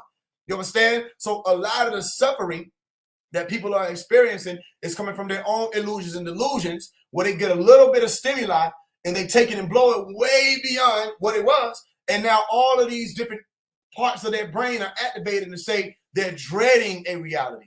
So a lot of the agony comes from what they dread. You get what I'm saying? A lot of depression comes from what a motherfucker dreads. You know what I mean? A lot of the hurt and sorrow comes from what you dread. And a lot of times people dread facing that truth. Are you with me? So if you are trapped in the mind, then dealing with the truth will help you get free. You will know the truth, and the truth will make you free. You know what I'm saying? A lot of people look at it like this. If somebody's dealing with an ailment or a disease, some people would rather not know that they have the disease. You understand? Especially if it's something that could be potentially fatal. They would rather not know.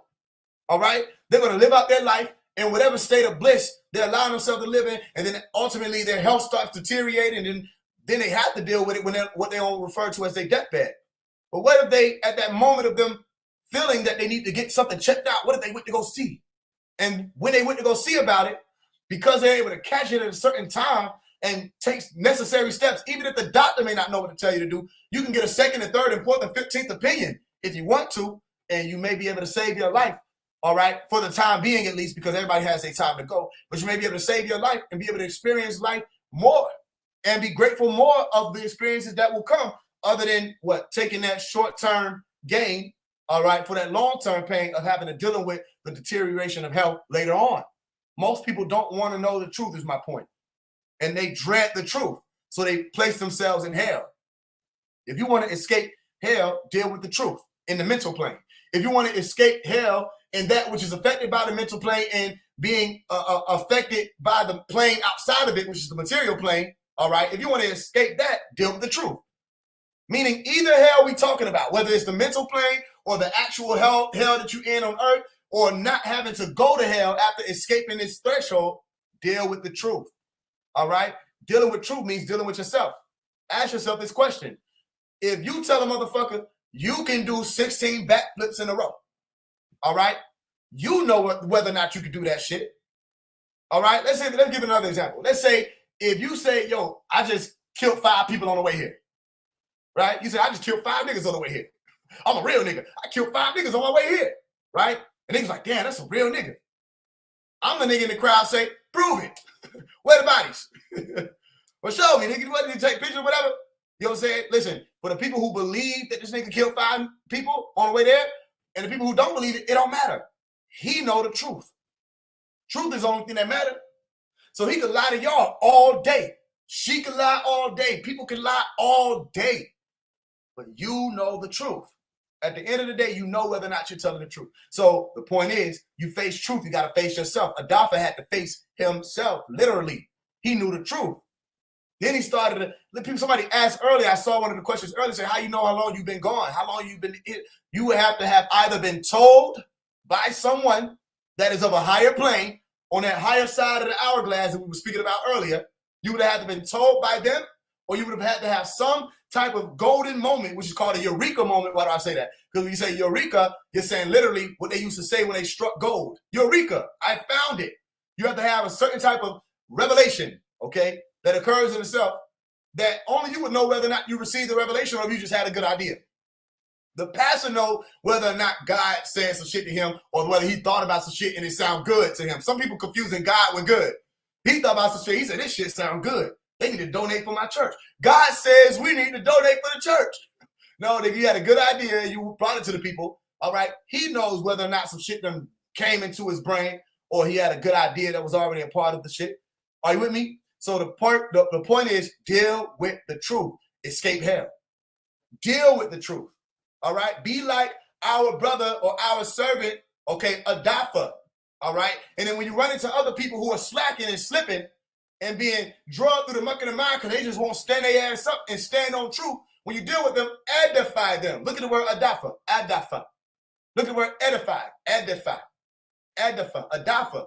It means the same shit. When you say, what does adafa mean? Adafa means someone who studies or to study. Adafa.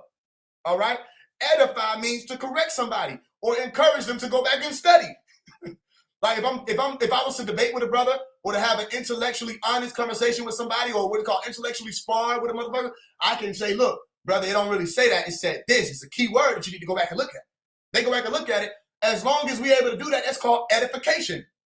Okay? So once you become like Adafa and you become a studious being or a student of the sciences that we bring forth and you really start to understand it, then you can encourage other people or correct other people or tell other people to improve themselves or to approve themselves. How do you approve yourself?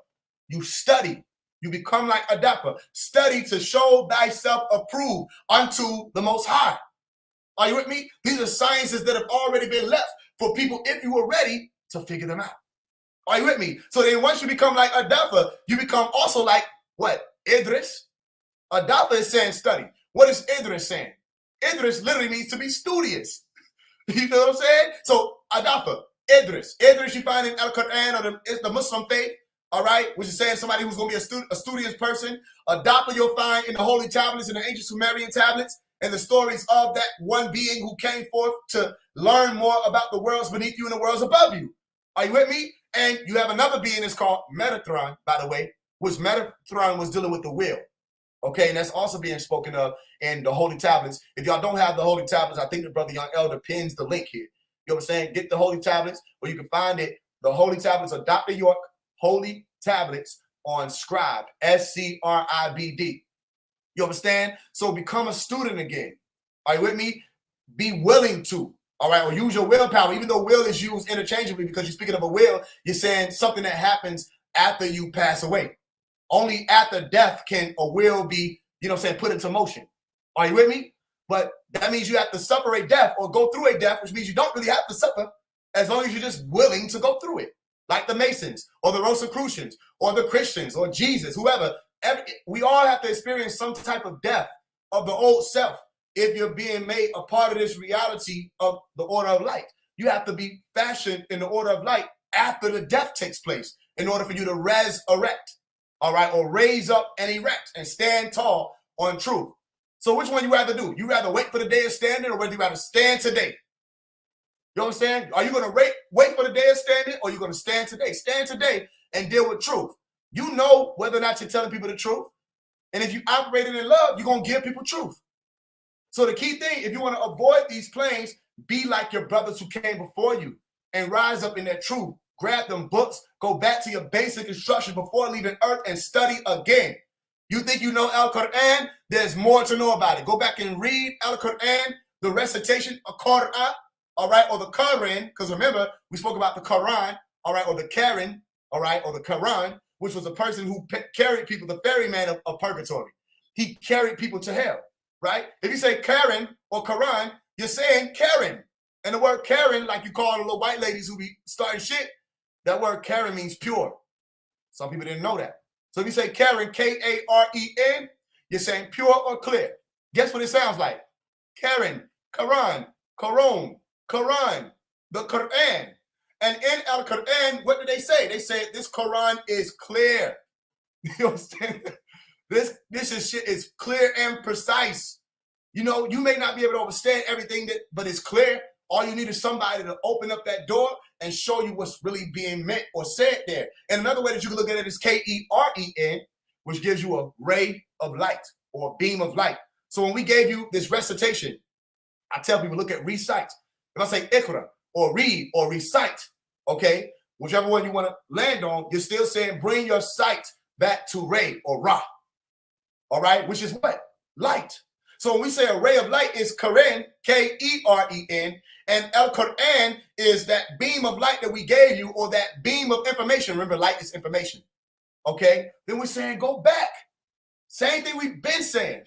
Go look at Surah 96, all right, Al-Alaq in Al-Quran. Go read it again. They'll say, Ikra, read again. You think you know, go back and read again.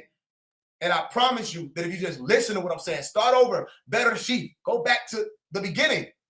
Read Genesis again. And with all these classes we've been doing, it don't matter who you are, go back to these Helio books, all right? Or these books that are supposed to help you get out of this plane, the basic instruction before leaving Earth. And you'll find a way to ascend. So watch this. If I say Quran is beam of light, right? Who remembers when we were children where you would say Al-Kazam? Remember that? Al-Kazam, the magic. And remember I told you Tahuti told you magic science is one and the same. You have magic science. Magi, the ones who are wise. What is wisdom? Wisdom is knowing what to do with knowledge. How to apply knowledge. That's the key. So you have this saying, Al-Kazam, right? It was literally something that was saying you were doing something in the moment with magic. When you say Kazam, Kazam, Hazam, you're saying the word beam. Okay? Stay with me. A ray of light. Al-Hazam. Go look it up. It's Arabic. Are you with me? So what am I telling you to do? Go back and get those light beams that we've given you or they've given you. The messengers, the angels have given you. Go back and access those. They're already here. You may not know everything that there is to know about it. I don't know everything there is to know about it. Still go back and study like the ones before you did.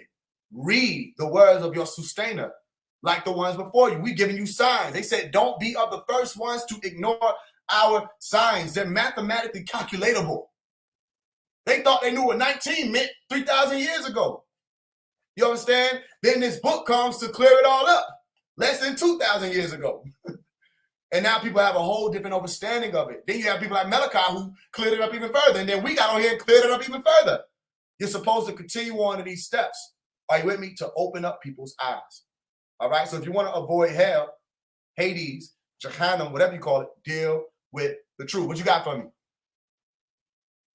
All right. We got the next one. It says and we got about maybe 23 minutes. Hey, y'all we take some questions from the crowd, man, and see we get y'all interactive. Do y'all have any questions based on the topic or any question? You know, Faise could go anywhere with it. So drop them questions in the chat. I seen a couple questions, but they probably got too far there. We got like about 500 people in here. Hey, everybody hit that like button. Everybody show Faise some love on the Cash App. If you don't want to get the book, just show them some love. It's like 500 people. It may be more, but I can see 500 for now. It says, let's see here that the real truth. Okay, we get a lot of good comments. It says, can you describe what happens to the soul? Okay, let me put it on the screen. It says, can you describe what happens to the soul and ego after the physical death? No, not from personal experience because I'm still here. Okay. And anybody that's telling you that all they're really going off of is hearsay. Yeah. The truth of the matter is we don't know unless we've been exposed to it. So from my astral body, I could tell you that one of those possibilities is that people are being pulled into a realm of purgatory. And I don't think there's many people that escape that. You understand? Now, it's just me speaking to you as one of your brothers. I don't feel many people have and will at this point escape hellfire or whatever or whoever those beings are. I feel that if we don't do something collectively, whether you call it a harmonic convergence or whatever, to ascend this whole plane, even aid and assist those people who are your ancestors. Think about even the rain dancing. People say they used to dance on the ground to communicate with their ancestors for water.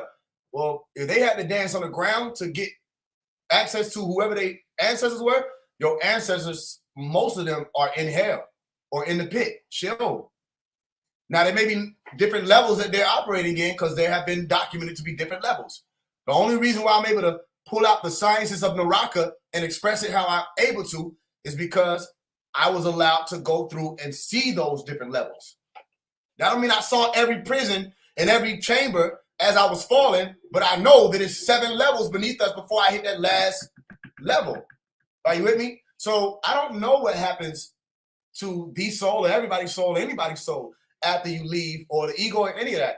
I don't know because I'm still here. I don't consciously know it. If I know it, it hasn't been revealed to me what will happen to you or myself. However, they did allow me to see the lower planes, and I have traveled to other worlds, higher levels above this plane, out in different galaxies and seeing different worlds or heavens. So I'm not over that. I have no idea. And I think more people would do well to give that answer. But nobody wants to say, I don't know. That's why you're not allowed to see certain shit. That's why they don't let you through nowhere. You think you know every motherfucking thing. No, I have no idea. Now, is that meaning that nobody knows? No, it doesn't mean that. If they've been exposed to a different layer than I have, they may be able to bring you that answer. But right now, I have absolutely no idea what happened to anybody's soul after the physical death. Well, Baba, he got like I guess his perspective was the Quran perspective about the soul being squeezed, and then the 2 angels coming to ask you, you know, who's your sustainer or something, and then you reply whatever, and if you don't get a right answer, they give you some time. They come back, ask you again, and if you reply with the wrong answer, they put your deeds around your neck, and then you know he went through the whole. I think it's in the Holy Tablets, ain't it? Yeah. Well, I guess that's what his perspective was. Like 2 angels question you, and if you don't answer right, they send you to your body in the ground, and your body worms and maggots. It's like it was a creepy shit. It was creepy, like how you go into it. Yeah.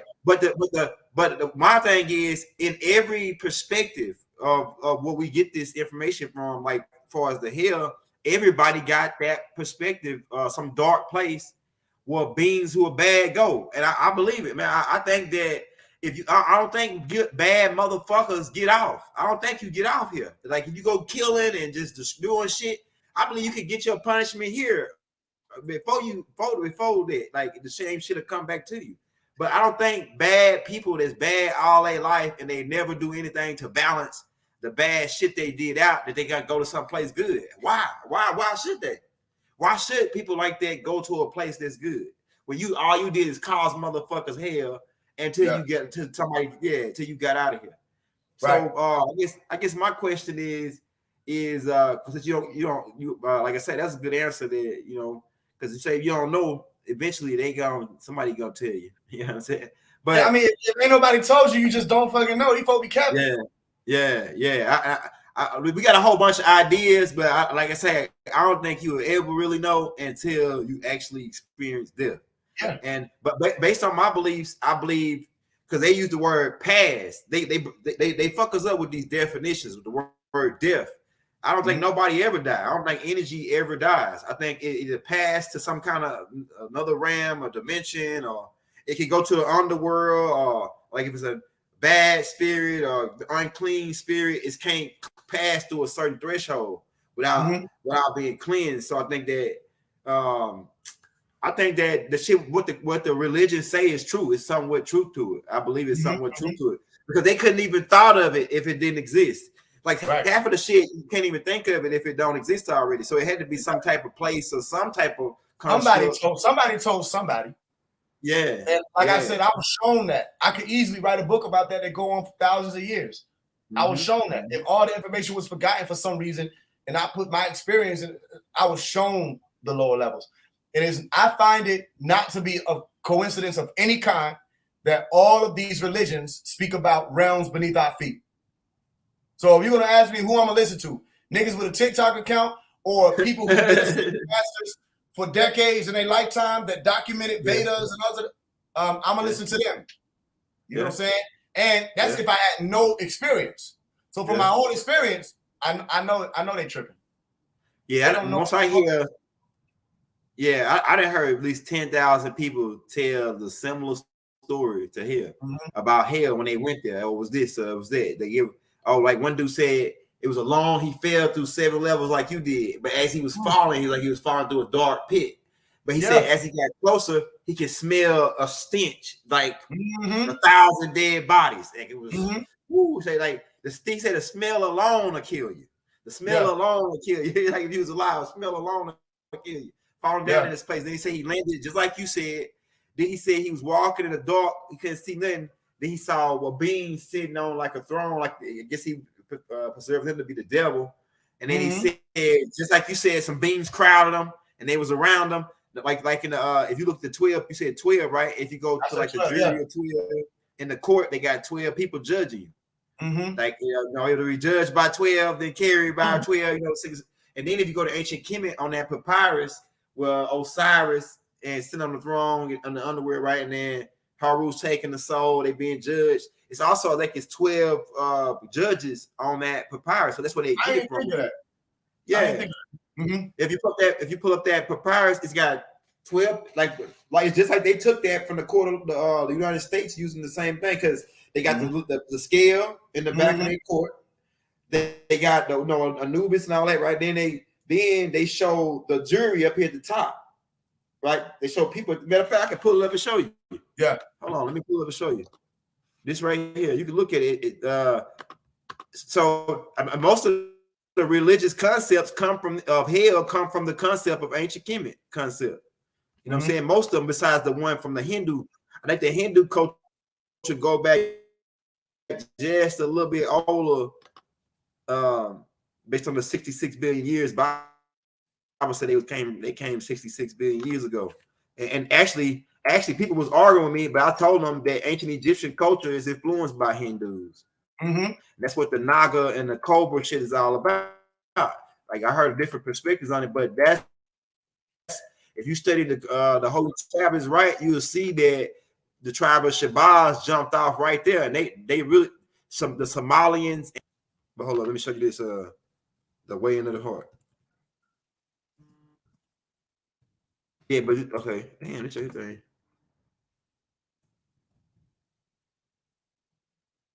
Give it a second. This be doing these boys and put some on my computer. Got it sticky. All right, I'll go back. All right, look at this. This right here. I'm gonna put a look. All right, so if you look, I don't know if I can blow it up bigger. It's got 1, 2, 3, 4, 5, 6, 7, 8, 9, 10. I think it's 12 up there. You get the whole thing. But this is the same thing dealing with a court of law. Like you got a person in there writing shit down. They call them like a transcript or something. They be typing everything that's in the courtroom. That's like Tahuti. You know what I'm saying? Tahuti be writing everything down. Then you got the scale right here. You got people taking them in to be judged. And then if you get to the other side of this, it is so hard taking them to so this right here really what they took the judge by 12 thing from. And that's probably why you see 12 judges of the underworld. Yep. They try to surround you when they came and said, huh? I was saying that's the Duat depiction. Where you see Tahuti, I told y'all in the last class, a lot of people think Tahuti only to be associated with the sun, be associated with the moon. Also, that's literally a depiction of the underworld where they have to face themselves, literally. Right. There's nothing else you can do at that point. That's the day of standing for everybody. There's nothing else you can do. You can't control. You can't say, no, I'm not walking through these halls. Right. You don't have to. You can't do that. You understand? That's what people have to be faced with, something that's way beyond any of the parts of the illusion that they've been associated with throughout their life. You see Apple, Anubis, you know what I'm saying? You see the car, the depiction of, they're wandering through those halls, waiting on their judgment. But the judgment that people are trying to merge with, like the Christianity judgment, which causes resentment, people think that it means somebody tells you you're good or bad. It's not so much good or bad. It's heavy or light. Do y'all understand why I keep stressing? That's very important that people understand that. You keep thinking that it's good and bad shit. You don't understand it because you could have done evil deeds in your lifetime and still be light when you leave. That's right. You can balance it. You can balance it. You can delete the evil shit. That's right. Get rid of it. That's what I'm saying. Not to still have evil in you, some evil in there and some good in there. The key thing is you're not balancing yourself. You have to actually, it's less about balance. It's more about you have to be lighter than the feather. Let's deal with it. They say you have to be lighter than the feather. That's right. You know what I'm saying? So it's less about the people trying to say, I got some evil in me. That's what a lot of people are speaking now say, oh, we got to have evil. You don't have to have evil. Yeah. If you got people out here teaching that evil has to be here, what they're really saying is they're not the gods. Because anybody who are the real guys of this planet, all right, we're saying, no, we have to do away with all of the deception, all of the set types. We have to do away with all of the disorder. We've done it before. And if you think that we can't do it as the foot soldiers and you make it your whole mission to discredit and disregard and silence and shut down and not listen to and make fun of and stray away from the foot soldiers, that's fine. You still have to deal with the ones who come through and make the final judgment. We'll purify this place one way or the other. Right. We will purge this place one way or the other. So when you see foot soldiers coming through and making this much noise over this much amount of time, all it's saying is we've been giving you message after message, call after call. You don't have any excuse when they come through and literally clean this whole plane. Right. All it takes is one button. This ain't nothing hard. You press one button and you turn on a furnace or turn up the sun. Because ask these same people, do you know that the sun is hell also or helio? Right. Right. You know what I'm saying? You ever heard one of the elders or your mama or somebody say, damn, this feel like hell out here. Right. It's hell outside there though. You know what I'm saying? What are they saying? It's helio, the sun. The sun gets hot enough, you will walk outside and feel like you're in hell. You know what I'm saying? In a furnace. All we have to do is turn the sun up. There's nothing that a single human being can do. Not Bill Gates, not anybody can do to stop that sun from purifying this whole plane. Right. They say nothing's new under the sun. Tell me who's over it. Your alien is the sun. You haven't gone beyond the sun. So when we turn that fire up, either way it goes, you have to get purified or cleansed out. Are you getting what I'm saying? So either way, the purification has to take place. Right. So what we're saying is you have to be lighter than a feather. You have to be able to ascend. So if you have done, look at this. You got people say that on their deathbed, as long as they give their life over to Jesus and say that they accept them into their life and they repent and all this other stuff, they can be saved. What are they really saying? They saying that they give it all away. Right. I had people call me and say, yo, I need a word. It's a lot going on in my life. Tell me something. I said, don't sing yourself to hell. I could feel them through the phone. Yeah. Whatever you think you just did, you better not sing yourself to hell. I've had to literally grab people before. It was a situation where there was a crash that took place. Somebody was on a motorcycle. All right. Somebody was riding in the car. All right. It was two people. The person who was in the car hit the person on the motorcycle. The person died on impact. They hit my phone. I'm called to the scene. All right.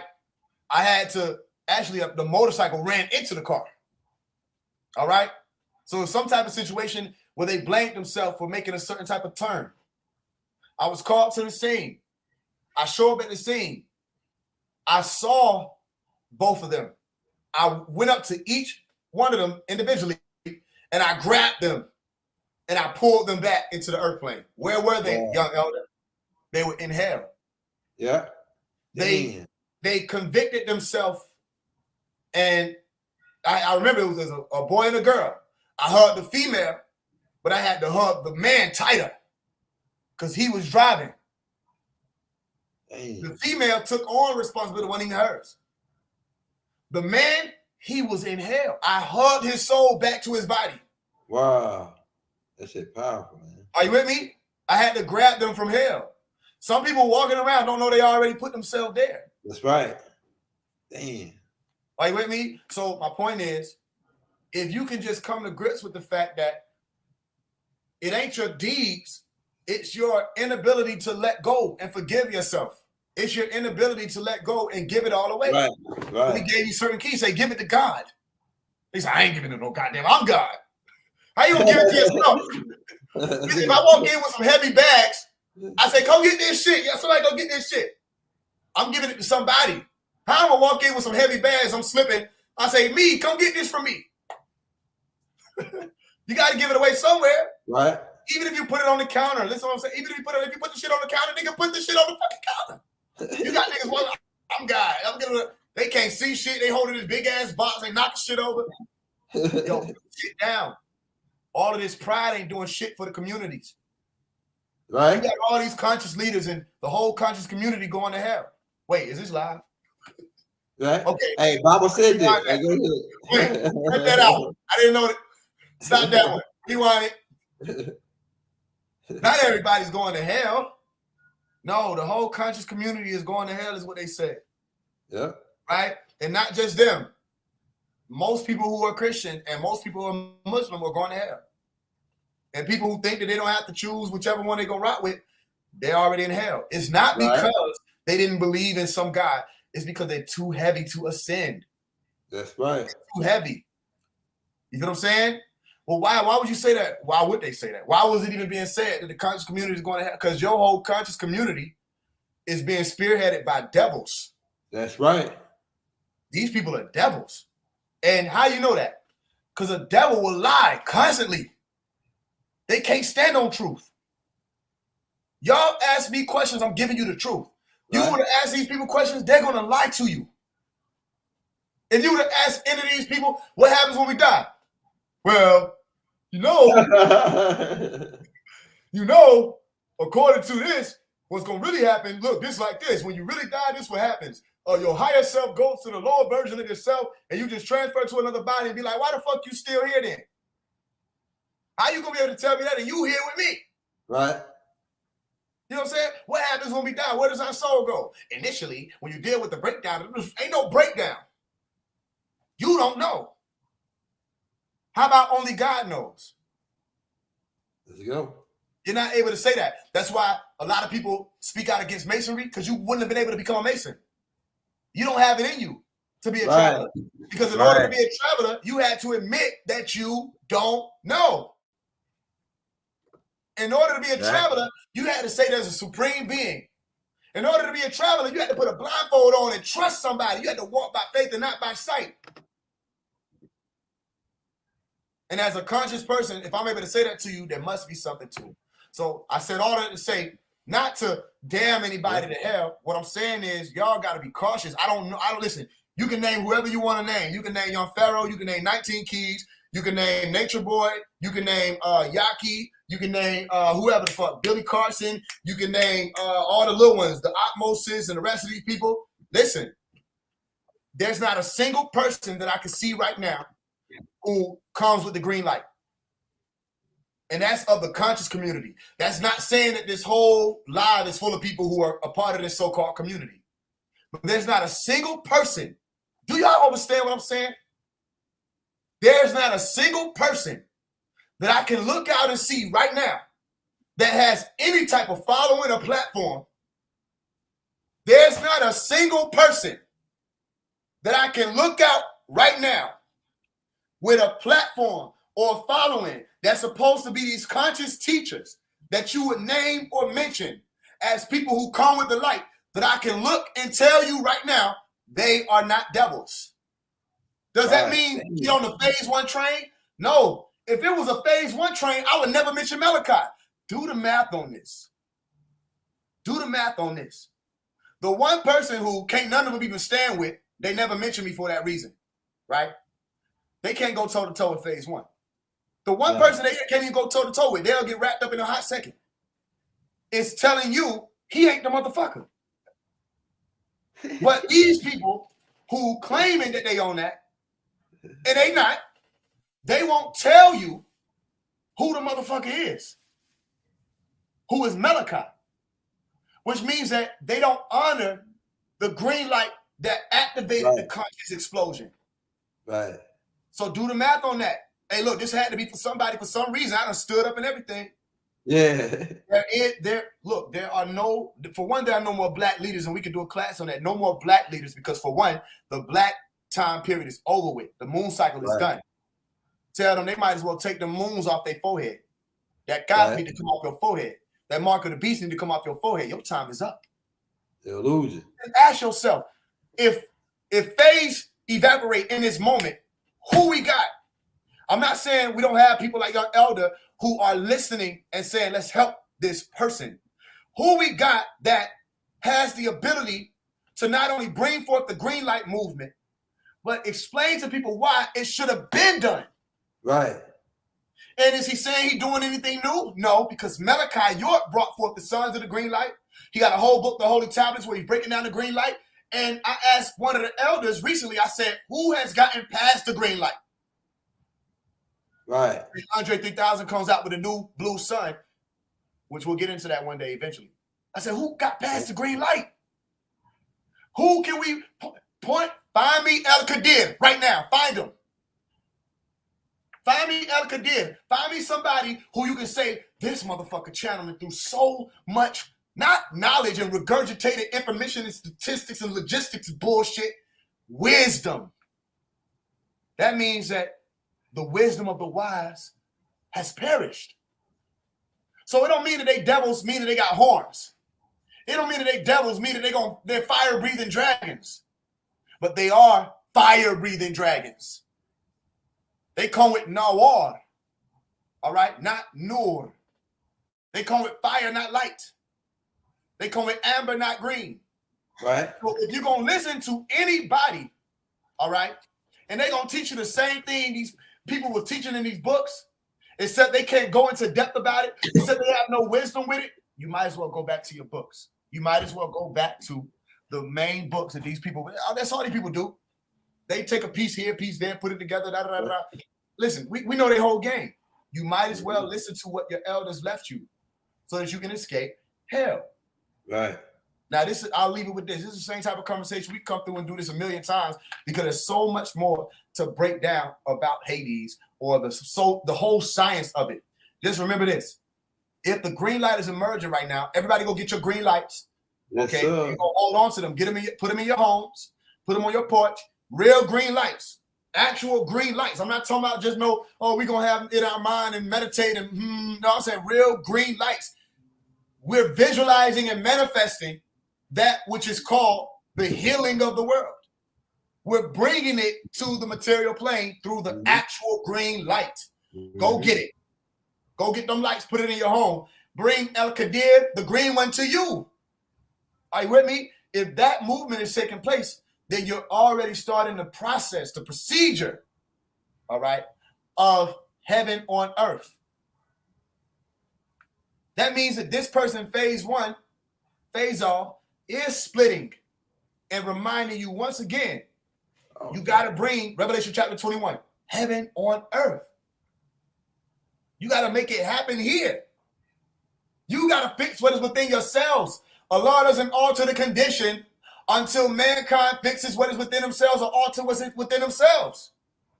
It's already written. Are you with me? Which means your actions are going to be different. Okay? So last thing I'll say, we're moving with this 144,000 movement right now. Right? We got 144K. For those of you who don't have the books, again, to the brother young elder, thank you. This was amazing. I was hyped for this one. Yeah, I feel good about this too. I feel really good. Energy in the air to say, hey, I literally zoned out before I got on here and said, Pop, what? Just tell me. Tell me. You did a good job, bro. So much shit. I sat with the sister. We were decoding so much shit. I said, yo, most of this shit came to me an hour or two before I got on here. Yeah, that's good. You understand? I said, Pop, just tell me what they need to hear. You Channel did it good. straight to the green light if you don't know what I'm saying. Bring it straight to them and let it come out like that. Give them the math, give them whatever. So we're doing a $144,000 fundraiser. We're well on our way. If you already have the books, consider making a donation to that movement, 144K. Now, you go to my Instagram, FAISEONE with 2 underscores, Faise One, all one word. All right, and you'll see people on the story. What started to happen immediately is people started to say 4144K. meaning this is for a 144K. Think about this. You may see there's only a fundraiser. Look at how many people are thinking about the 144,000. Because even as they send it in, whatever they say, you got people send $1, you got different amounts coming in. But they're all saying 144K. Their minds are fixated on 144,000. The post that I put up, somebody might not know what a 144. We might have to come on here and do that. Somebody might not know what a 144,000 is. Yeah, it might be the next Sunday. You with me? I know we got to get about here. We'll do that one on Sunday. Okay. We'll come back with the science of the 144,000 on Sunday. Oh, that's a bet. That's a bet. Yeah, I'm gonna go ahead and set it up. I have it posted by tomorrow 9:00. Yep. Yeah, so we'll do that one next. That sells it. Yep. Because I get a lot of questions on that. That's a lot of questions on that too. Because it's different 144,000. I mean, you can go. It's like a whole bunch of perspectives on that. Yeah, but like we're gonna that's gonna be the next one. We'll do that one on Sunday. The science of the 144,000 with Phase One on Sunday. Y'all tune in 9:00. Right. We're gonna be lit. And like he said, he doing the fundraiser for $144. Like he said, you want to send him $1, you want to send him $100, you want to send him $1. We got so much favor. We got so much favor right now. Right? We cracking so many codes. We changing so many things right now. You know what I mean? There's so many pillars of their system that's falling. That's right. We are enlightened at this moment. Ain't nothing. We going further and further. We ain't gonna stop at the green light. Okay, so for everybody that's getting on board with that, you're gonna see the yield. You're gonna understand it more and more and more. We'll know when to change to the blue. It's coming. Like, I can feel the green is loading up. The green got to load up to a certain level before we can jump to the blue. Green is a magnet. The green is a call. The green is a magnet. Say, I don't know where you at. You could be in the red. You could be in the orange, yellow. I don't know where you are. Come up here. Right. That's the green. This ain't to put myself above anybody. Yeah. It was just given to me. Yeah. So the green is a magnet. Come up here. Yeah. You feel what I'm saying? After that, that's building. That's why you have the hourglass with the 8 at the circle at the bottom, the circle at the top. The Supreme Mathematics 8 gives you build and destroy. That's why I told you Desher is at the bottom. Desher, destroy, desire. That realm is at the bottom. What you do after you get to the top, the new heaven and the new earth, you got to build. You get past this destructive ass reality. How many people say in my book, How to Love Again, what I say? We done with all that rabbit hole shit. What do you mean keep going down into the rabbit hole? Why? Yeah. Come up out of her. You're Alice in Wonderland. Come out of the rabbit hole. You've been tumbling too long. Yeah. You got to reverse that. Roll your ass back up that hill, Jack and Jill. Are you with me? Ain't no more rabbit hole. People still talking about go down the rabbit hole. Make sure let them know now where we ain't doing that no more. Right down there, it's a whole lot of extra shit. Remember when she was falling? All this random ass shit she passing by? Do we need any of that? We got all this shit happening on the surface of the new world we supposed to be building. No more rabbit hole. Hey, we'll be here all year, family. I know you got to get about it. Oh yeah, we are. Hey man, look, we at the 2-hour mark. Hey y'all, we want to thank y'all for tuning in. We had like about 3,000 people, or close to 2,000 or something. Much love to everybody. Hey, peace and love. Like I said, we're gonna be back on Sunday night, 9:00. You want to tune in for that? Hey y'all, assalamu alaikum, shalom alaikum. Peace be unto you, hotel. Divine love throughout the boundless universe to all. We love you all.